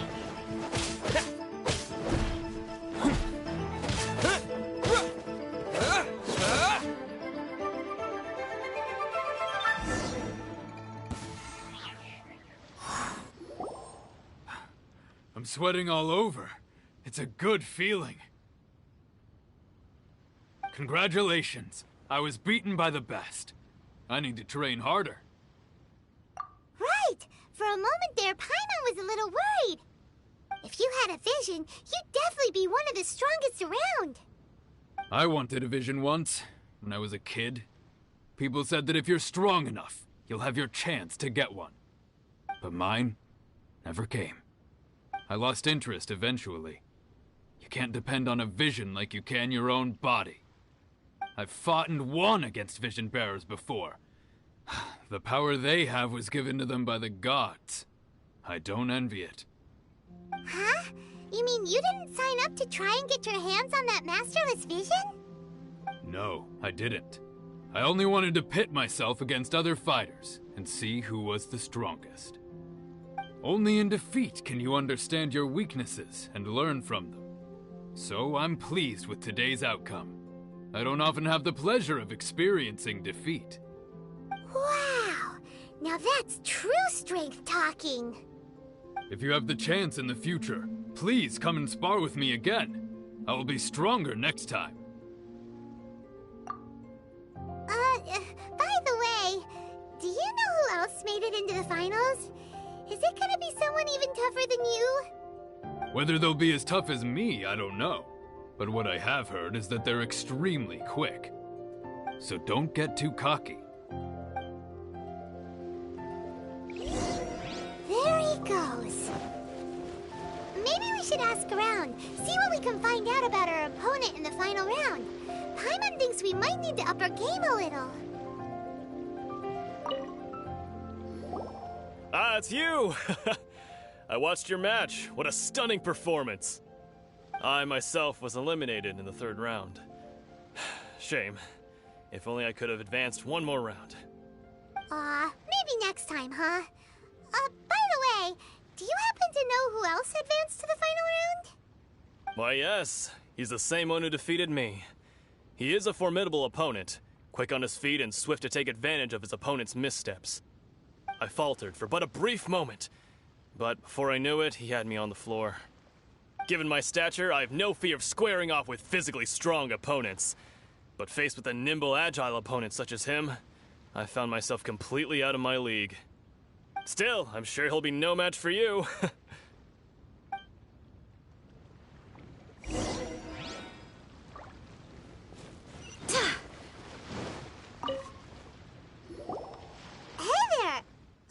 He tried to use force dispersal to deflect a punch, but instead he took it straight to the nose. There was blood all over the place. His opponent was pretty freaked out by it. He kept asking him, "Why didn't you dodge?" But he was pretty much out cold by that point and couldn't reply. "Why don't you dodge?" they ask. Because to not dodge is the very essence of Lingshan clan kung fu. It's just that he hadn't quite mastered it yet. Don't even get me started. I spent all my energy helping him get from here to the boat to take him back to the harbor. But by the time I got back, my scheduled match time had already passed and I had to forfeit. I don't dare tell my master about this, otherwise I'd never hear the end of it. Sorry, I shouldn't be complaining in front of you like this. I'm afraid I'm still a bit out of sorts at the moment, so I probably won't be able to help you with whatever you were here to ask me about. Oh, alright then. Hope your buddy makes a swift recovery. Hang in there. Thanks, I'll do my best.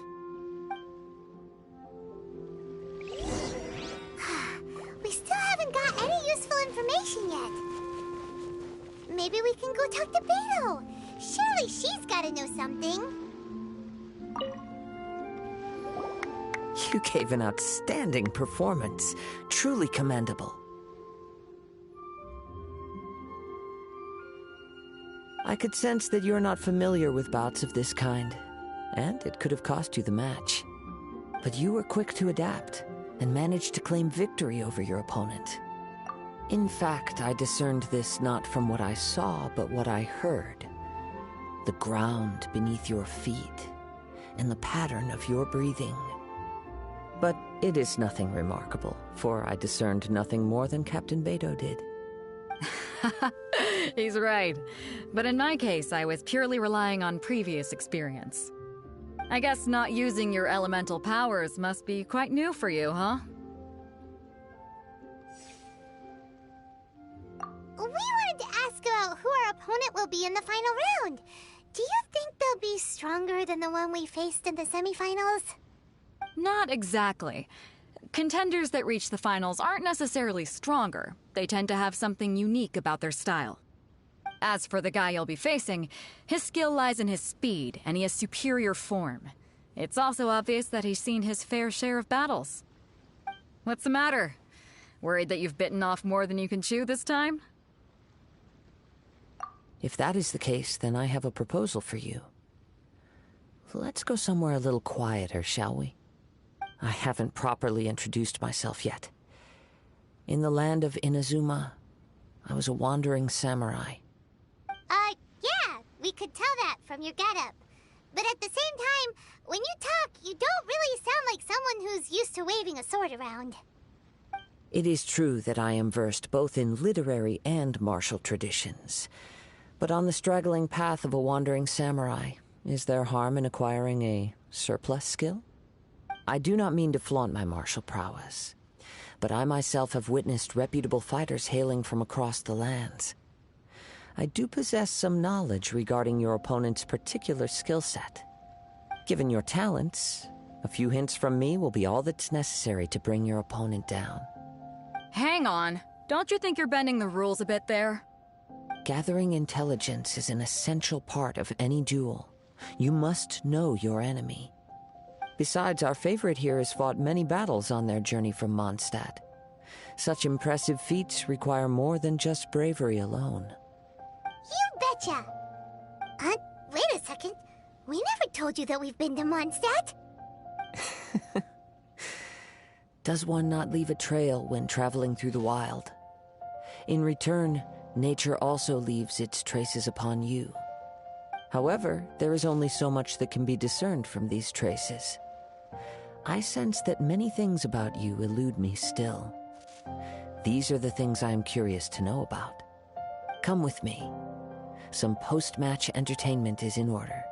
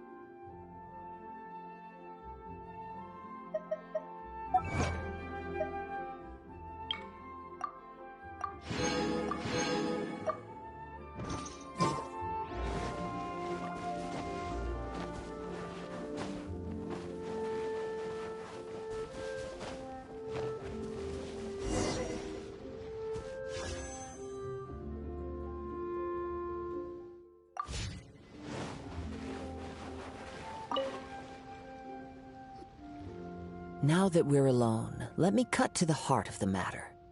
You are skilled in manipulating the elements, and not just a single element, but multiple. Is that correct? Paimon knew that you were hinting at something from the moment we met. You've known all along. That's right. If the other contenders were to catch wind of your elemental abilities, let's just say it would cause some unwanted misunderstandings. If I'm not mistaken, you share these considerations, given your reluctance to use elemental skills even in the heat of a match. When I talk about that which I see or hear in you, this is not poetic symbolism at play. I mean these things in the truest sense possible. Since a young age, I have been attuned to the tidings of nature. I hear the breath of the wind and the whispers of the leaves. It is things of this nature that I also hear from within you. Nothing more. As crazy as all that sounds, somehow Paimon still believes you. My humble abilities are negligible compared to your incredible feats. To think a human could wield the elements without a vision. And not to mention your incredibly complex scent, like that of some mysterious being. Hey, stop evaluating us based on our smell! It's weird! Could you perchance enlighten me as to how you managed to obtain your combined elemental abilities?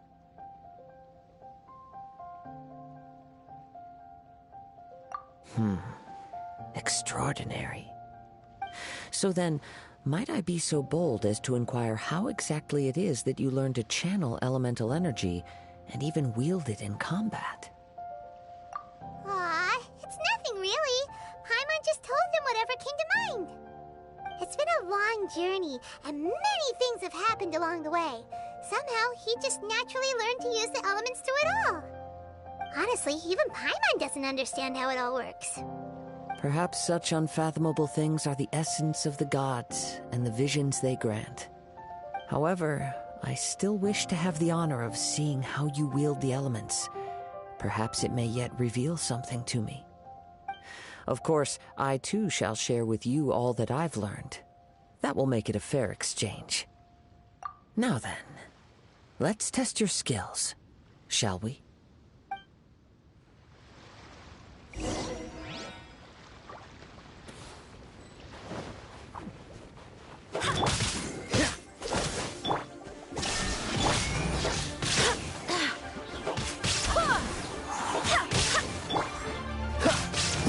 Cool it! What's the hurry?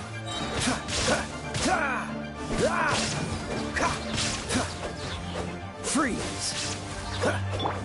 Go as one! There is no escape! Boba, get them! Barbados, guide us! Go as one! Dodge this!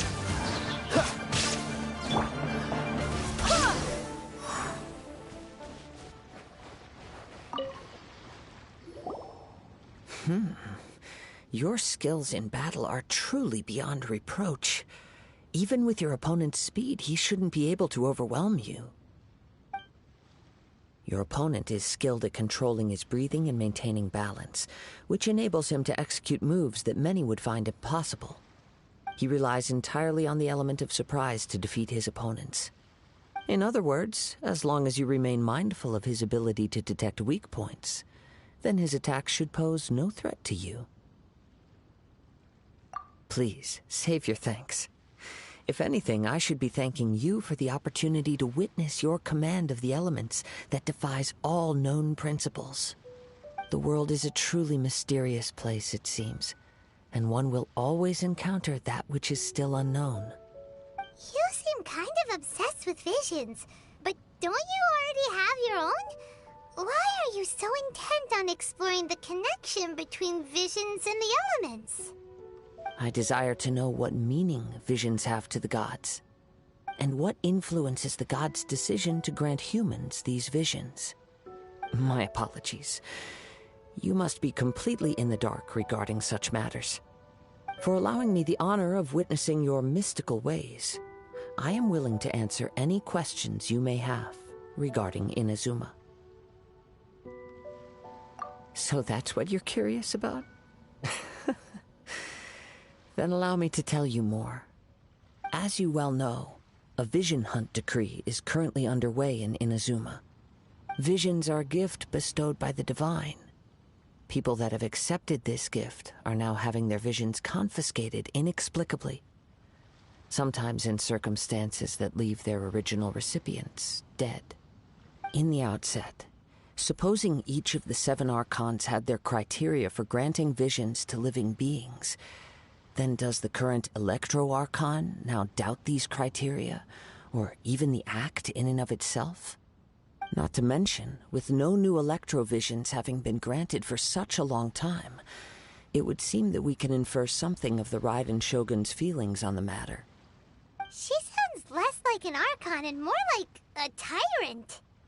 As far as I know, she is an Archon that pursues eternity. She will relentlessly carry out her will with no regard to what others may think or feel. Liyue's contracts are meant to benefit all who reside within Liyue. But what does Inazuma's pursuit of eternity bring to its people?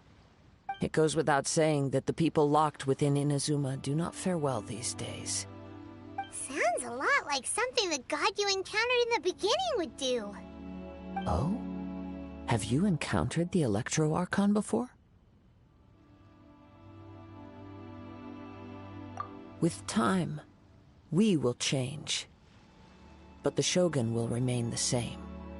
If you wish to find her, she will forever be there. There will come a day when I too shall wish to understand the answers to eternity from her. Ah, the time for your match is approaching. Oh, right! We got so distracted talking about Inazuma that Paimon forgot all about the tournament! If you have no other matters to attend to, then we can return together. Very well, let's go. I wish to see who will obtain the vision.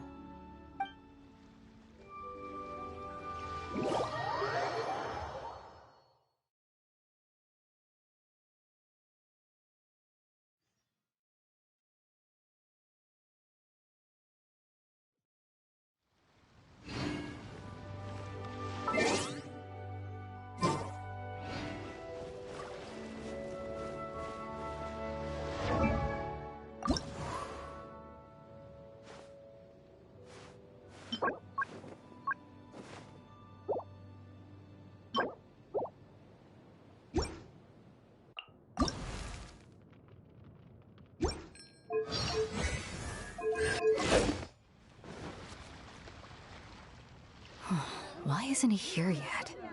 Never mind. We can start by making your entrance first. Everyone, listen up! Your attention, please! We've reached the climax of the Crux Clash! This is the final match! We've seen many exciting battles today, and now, at long last, the 2 finalists have emerged. Now, I'd like to introduce our first combatant. Though few have seen him, his reputation knows no bounds. He strikes fear into the heart of Osile, and the mere mention of his name causes even the Fatui Harbingers to turn pale in the face. Introducing Liyue's traveling hero! Wow! I've been... the moment. I'm sure everyone witnessed his thrilling match in the semifinals.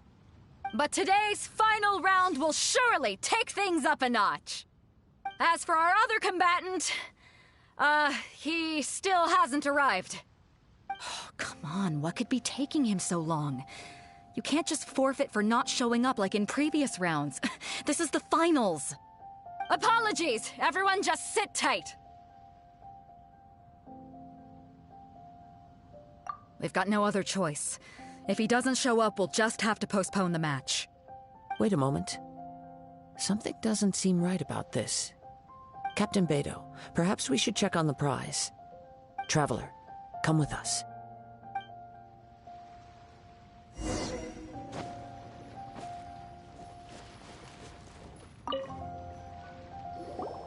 Let me see.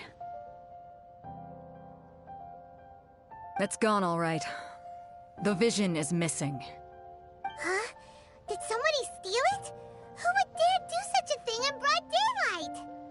We don't know when it was taken exactly. I never thought that someone here would have the guts to cross Captain Beto. No need to worry. Even the craftiest sleight of hand does not escape nature's watchful gaze. The culprit has only acted recently.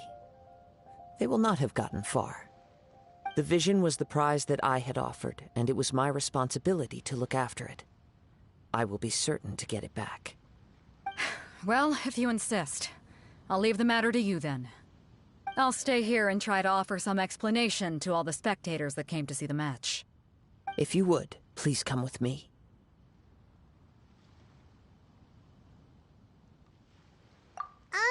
But we're on an island.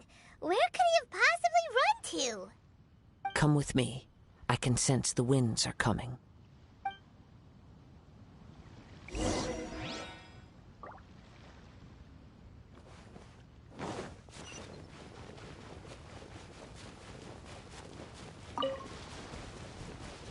Huh? A wind current? The winds have come at an opportune moment. Let's seize this chance. Ride the winds upward. From there, we can continue our search for clues.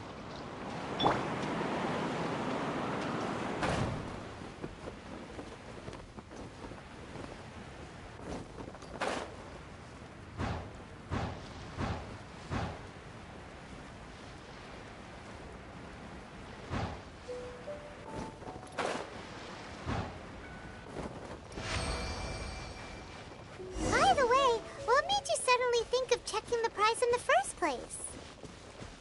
I heard it the moment it was stolen. The winds are guiding us forward. The culprit is on the opposite shore now.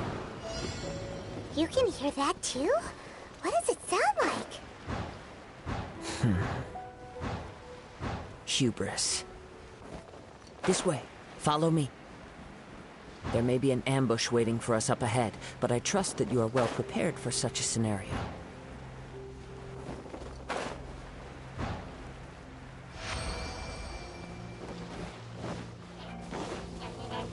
Shine down! Climb to oblivion! This moment will be frozen in time. Out of the frying pan, into the fire!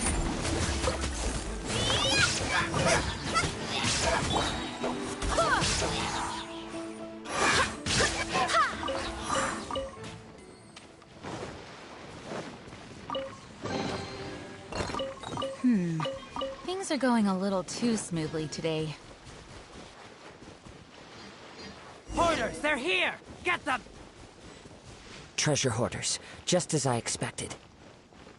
In which case, please stand back.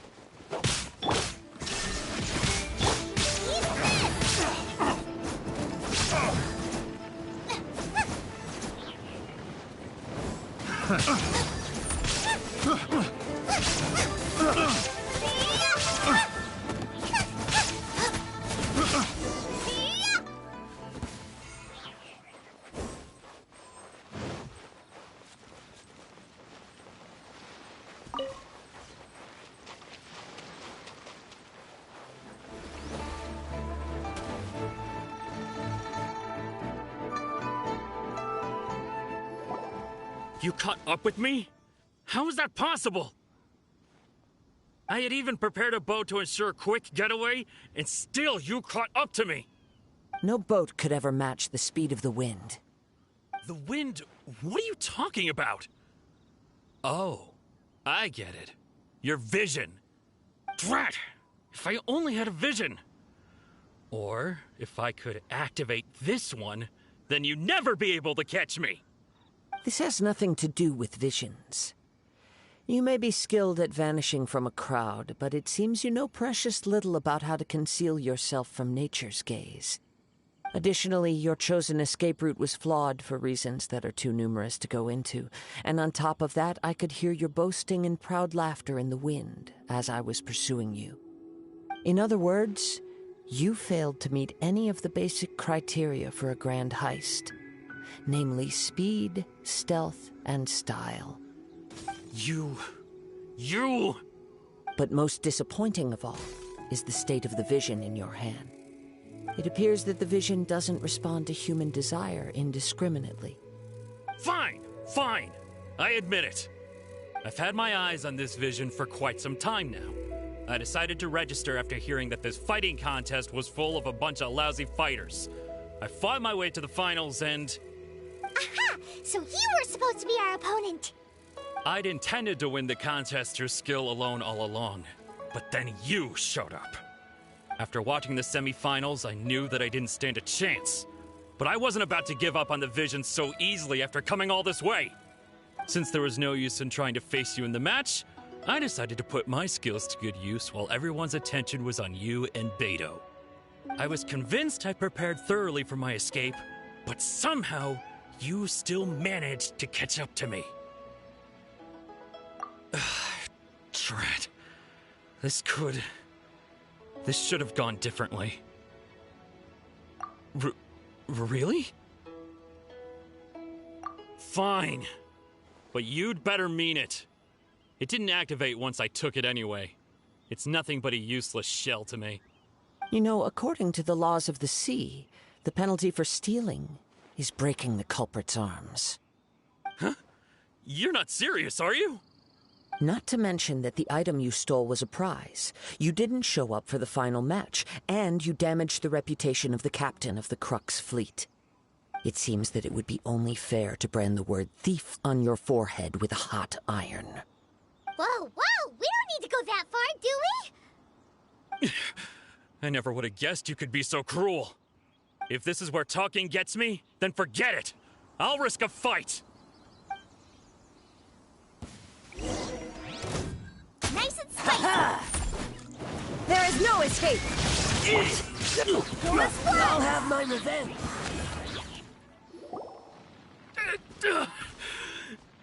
No, no! Do what you want, but please, don't brand my forehead, please! He has persevered to the bitter end, and now death looms near. Yet still the gods do not bestow their favor upon him. Put down the vision and leave. I've changed my mind. No further punishment for you. Huh? What's wrong? Are you asking for more punishment? It's up to you. Such willingness is commendable, and fits the way of the samurai. No need for that. Thank you for releasing me. You truly are generous. Huh? Paimon doesn't get it. Were you just trying to scare him? I take no pleasure in frightening others. I was just testing all possibilities while the vision remained in his hands. When people are forced into a corner, that is when their greatest strength will appear. I thought it may be an opportunity for him to awaken the vision. But unfortunately, nothing happened. Yes. I wanted to know whether it were possible for an extinguished vision to be reawakened. From the moment he stole the vision, I decided to use him for this experiment. I've tried many other methods in the past, though few tales tell of a masterless vision reawakening. After seeing you command multiple elements, I figured that nothing is impossible. Come, why don't you give it a try? Let's... The vision didn't seem to respond at all. I see. So you are also unable to rekindle the vision. No matter. This was expected. I suppose this vision is still mine to take for now. Yeah, what's the story behind this vision anyway? The story begins with an old friend. He was once a good friend of mine. One day he asked me about a sword art of which he had heard, the Musono Hitotachi. I told him it can only be witnessed when divine punishment is administered. It is the pinnacle of the Raiden Shogun's skill, a symbol of ultimate power. But he replied, there must be one who can withstand it. There will always be those who dare to brave the lightning's glow. Then, the Vision Hunt decree arrived. People's aspirations were stripped away, as the Raiden Shogun began to construct her ideal of eternity. While I was fleeing from place to place, I heard that my friend had challenged the Vision Hunters to a duel before the throne. A solemn yet brutal challenge. The defeated face divine punishment, while the victors gain a second chance. Perhaps he thought he of all people should make a stand. Coming face to face with the Musono Hitotachi was all that he truly desired, after all. When I arrived at Tenshukaku, the duel was over. I heard his sentence of divine punishment, his severed blade hitting the ground. Perhaps that was the glory he had yearned to witness. In his last moments, what expression was on his face? Before I knew it, I had stepped forward and snatched the dying vision and was running from the scene.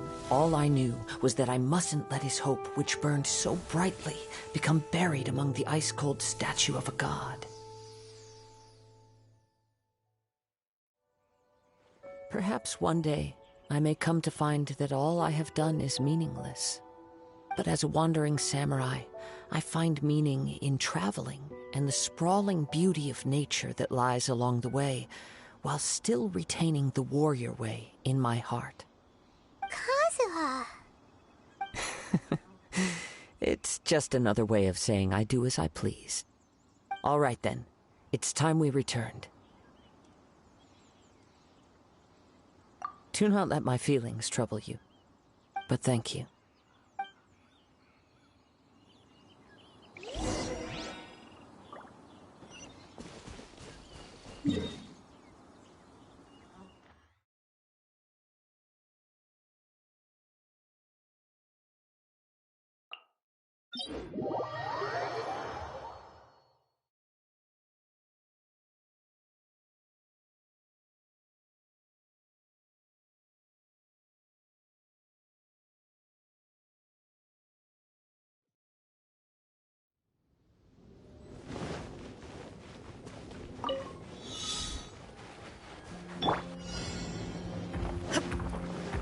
Shine down! I swear by my sword!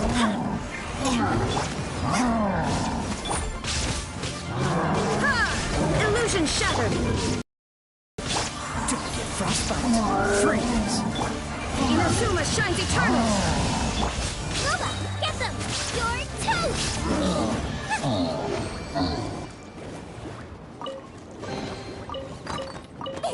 Open sesame! Oh, now I'm hungry.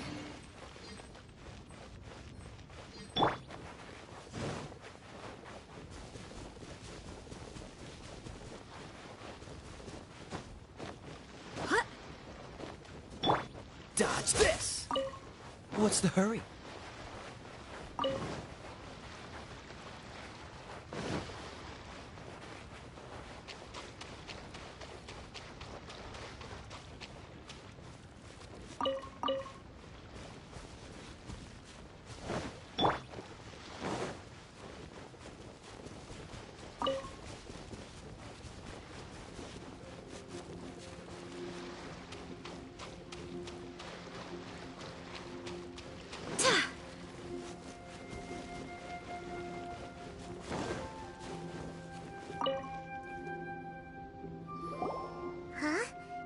Leave already? Maybe she went back to her ship. If you're looking for the captain, she was summoned by Lady Ningguang. It seems that the Crux clash got out of hand this time and has attracted her attention.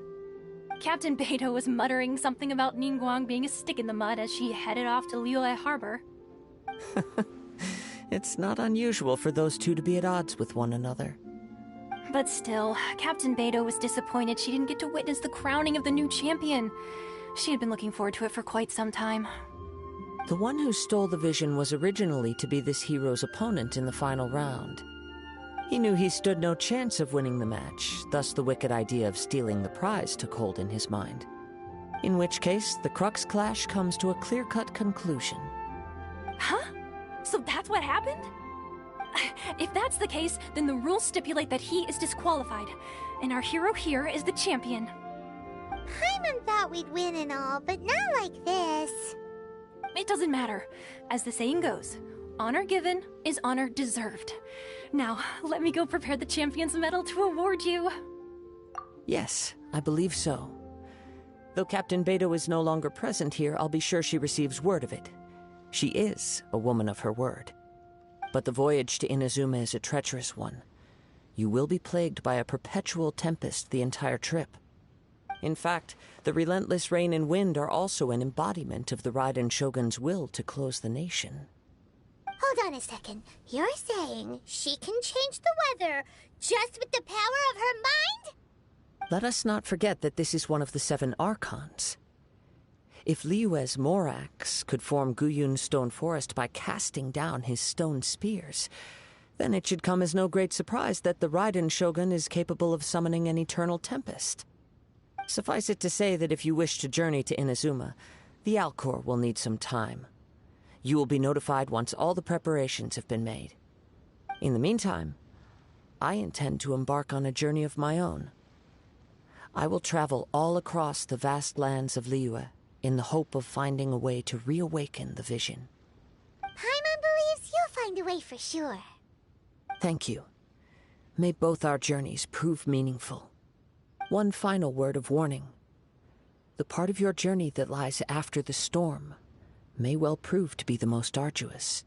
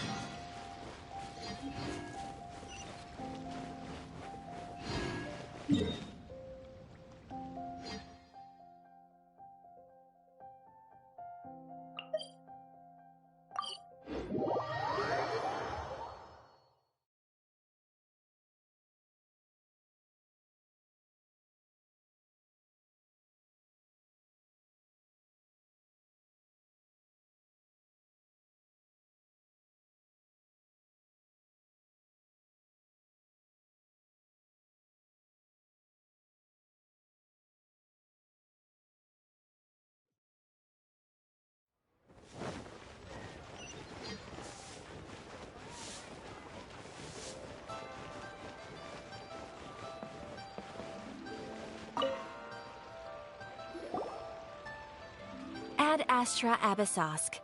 What can I do for you, traveler? Ah, yes. I've heard that you've already made arrangements with the captain of the Crux fleet regarding your passage to Inazuma. Is that correct? Now that I think about it, it's been quite some time since I last visited those lands. Unfortunately, I don't have any current intel that would be worth sharing with you. There you are. You're the traveler that Beto will be taking to Inazuma, right? Oh, is that right? Well, it's an honor to meet you. The fleet has nearly completed reprovisioning. Once the crews have taken a head count, we can get underway. Captain Beto sent me to come get you. We'll weigh anchor as soon as you're aboard. Seems Beto is the captain of her word. Of course! There are many things that the captain insists upon. I'm sure you'll see for yourself once you're on board. So you'll be heading off then? I suppose congratulations are in order. Whether the journey before you leads to the heights of the heavens or the depths of the abyss, each step you take is another achievement. Until we meet again, Ad Astra Abyssosk. Oh, it's kinda hard to say goodbye now. We practically see each other every day. Well, if that's how you feel, why not come and find me when you arrive? I'll be awaiting you on Narukami Island. So there's another Catherine in Inazuma? See? There's no need to get all sappy now. Well, I guess it's time for you to bid farewell to Liyue Harbor. Now that I've delivered my message, I'll be heading back. The ship is currently anchored off of Guyun Stone Forest. Okay, thanks for coming all this way to let us know. Just following orders. I'll see you two aboard the Alcor.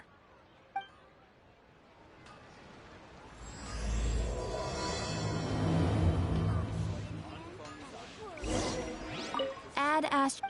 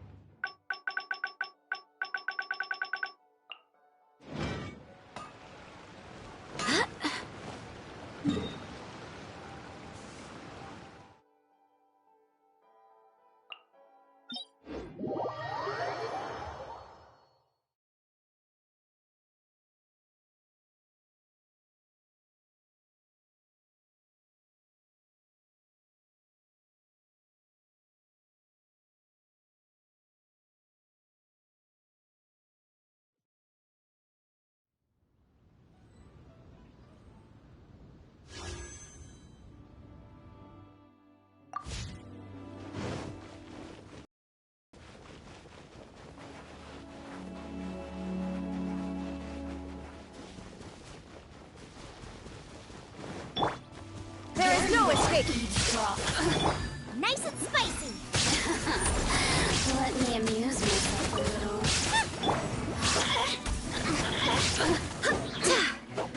Blink! The more, the merrier. Go as flat! The systems shine no longer.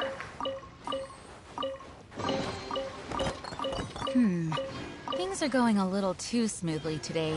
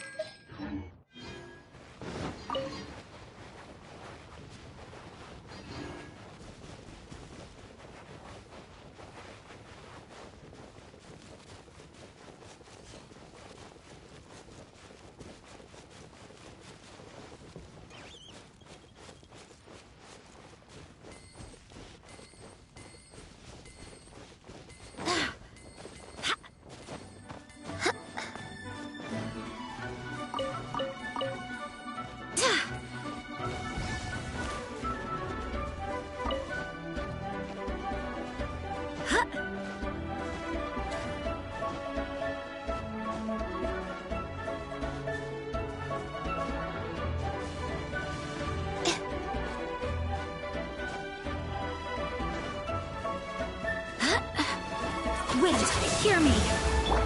Shine down! Booba, get them! Go and one!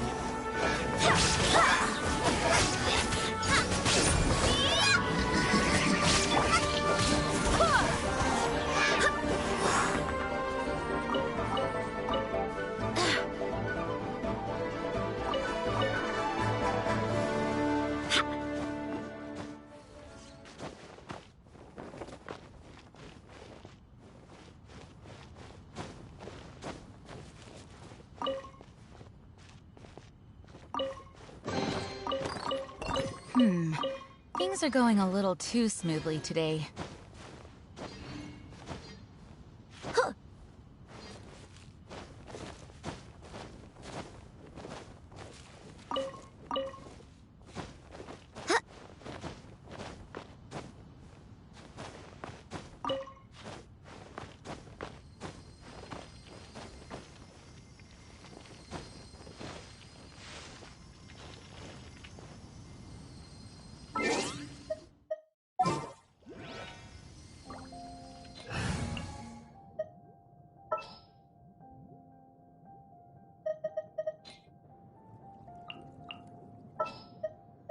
I want to help.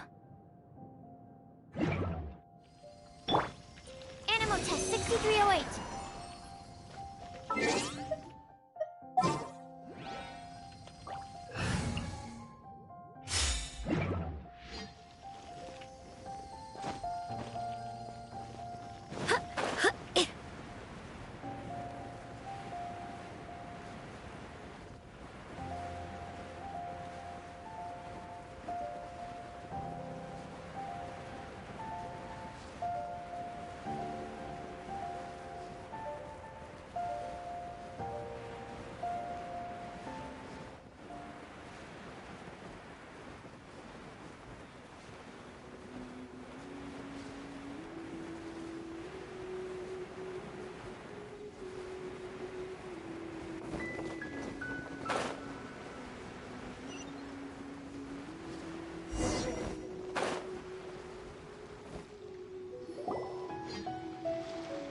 You finally made it. All these years, come rain or storm, the Crux fleet has never suffered a delay. If it were anyone else, I might have set sail already.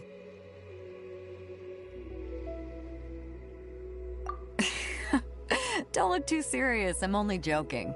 You're just on time. The crew have just finished making final preparations. Well, now that everyone's here, we set sail for the land engulfed by storm and tempest. The nation of eternity. Anchors away!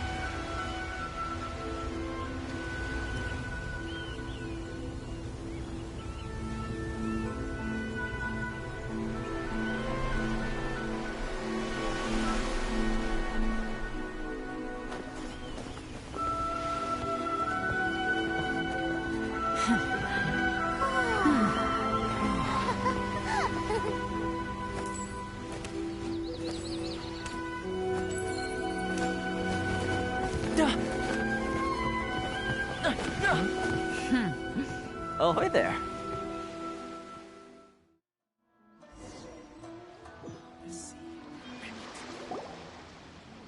So, you finally made it. You sure kept me waiting, Captain. And it appears we have a couple of stowaways. Or perhaps I should say, honored guests. Shush! You can blame your almighty shogun.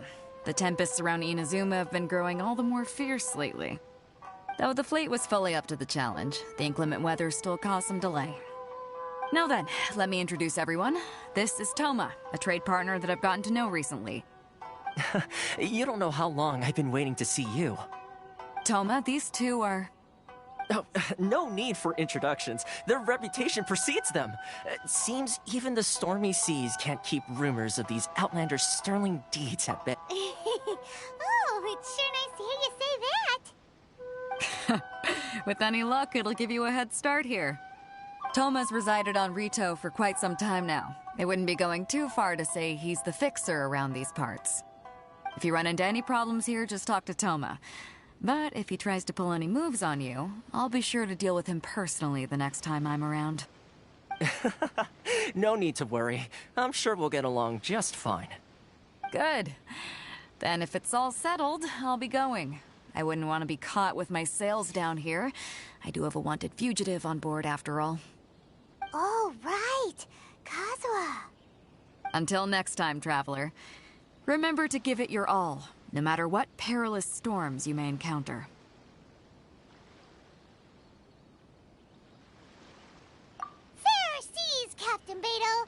Bye-bye!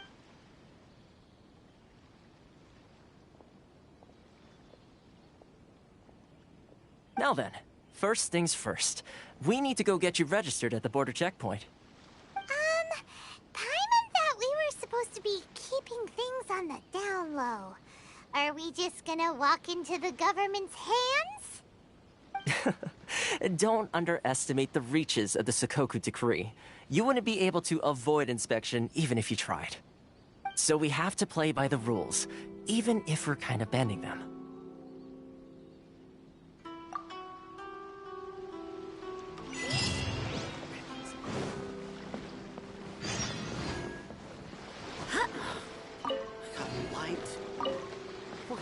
Jump so hard.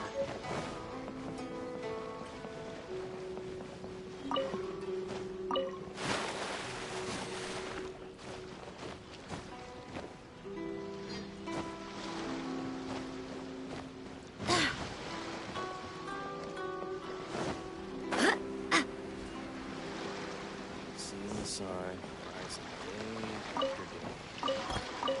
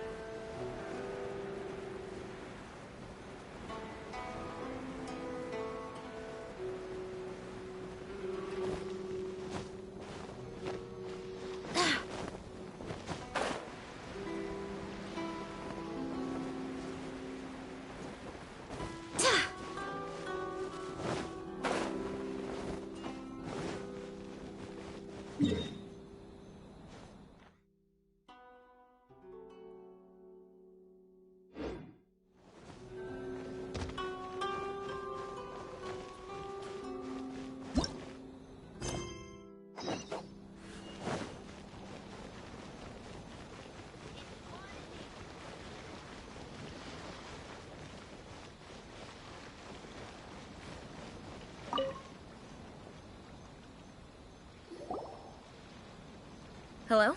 Please state your name, identity, and the purpose of your visit. Oh, except you, Toma. You must be new here. Excuse me? Please provide the information requested and also declare any goods you are carrying with you. Currently, only members of the International Trade Association are authorized to engage in the import and export of goods. Do you have your trader's permits?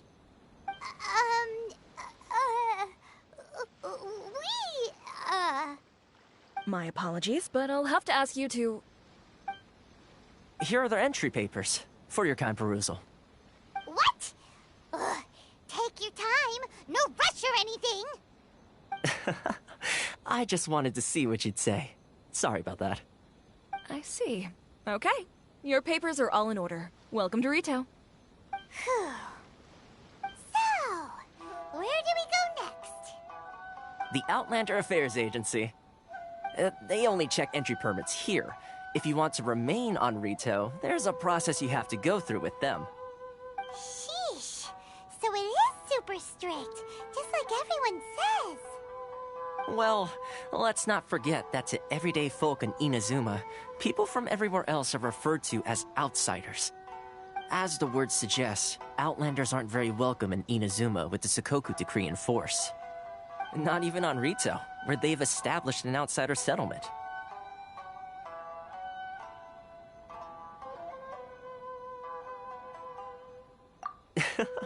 I like how you think. I've got a feeling we're going to get along very well. Now, let's head over to the Outlander Affairs Agency.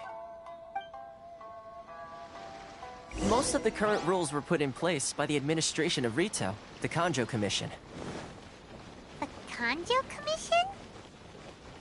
Yes, one branch of the Tri-Commission of Inazuma, responsible for growing and managing the nation's wealth. You really haven't heard of it before?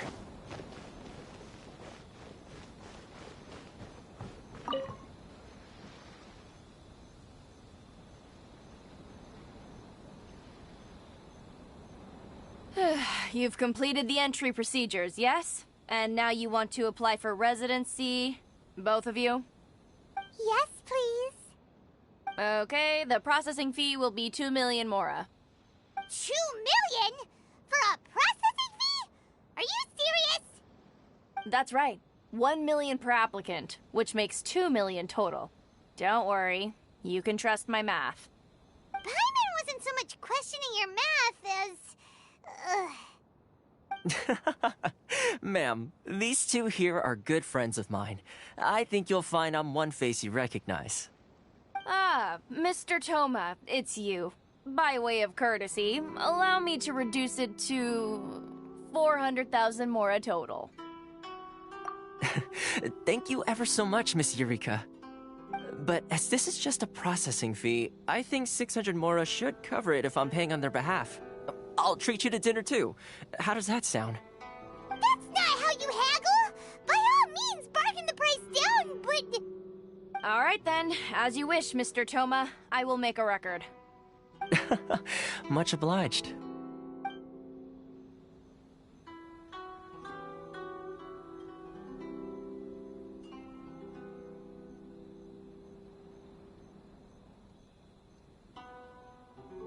What? She went from 2 million down to 600? There's something seriously wrong with people's sense of finance around here!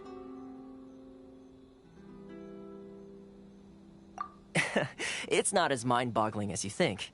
Processing fee is just a figure of speech.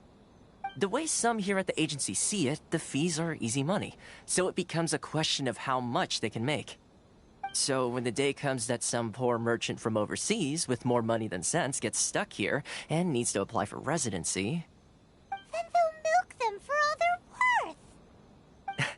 Exactly. It's at times like this that having a local friend really comes in handy.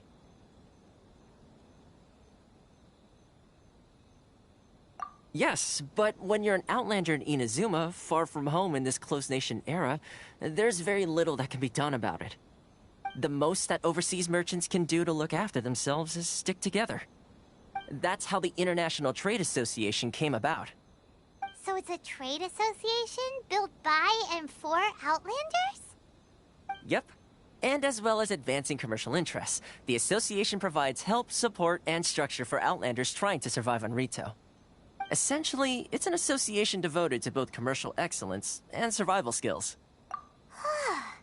Sounds like just staying alive is an achievement when you're an Outlander in Inazuma. I see. So this is the real purpose of your trip. Yes, given that you are Outlanders, it's certainly a lofty aspiration. After all, the Raiden Shogun is the most exalted and revered one in all of Inazuma. Huh. I was going to say nothing is set in stone when it comes to who you will encounter in this world. Who's to say you won't happen to run into the Raiden Shogun one day after lunch? Uh-huh. And is that likely? Okay, I'll give it to you straight. I know of a way to introduce you to the Raiden Shogun. Really? Wow! The Rito Fixer's better connected than we thought! I mean, it will take all the resources I have at my disposal, but it can be done. However, before we get there, connections come at a high price, you understand? Not you too! No. In this instance, when I say price, I'm not talking about Mora. In fact, there's no real cost as such. It's just that if this is something you really want, you'll have to agree to help other people solve some of their problems first. I like to do things in a way that keeps everybody happy. It's my own personal rule for dealing with situations like this. Sounds very reasonable to Paimon. You're the man in the middle, so you have to trade favors to keep everyone indebted to you. Why do I get the feeling you're making me out to be some sort of crook? Never mind. Here's the situation. As I touched upon earlier, the members of the International Trade Association are constantly struggling to survive. Recently, things seem to have gotten more difficult than ever for them, so just go and check things out. See if there's any way you can help. The head of the association is called Caricio, and he's a good friend of mine. Go talk to him. I'll wait for you here.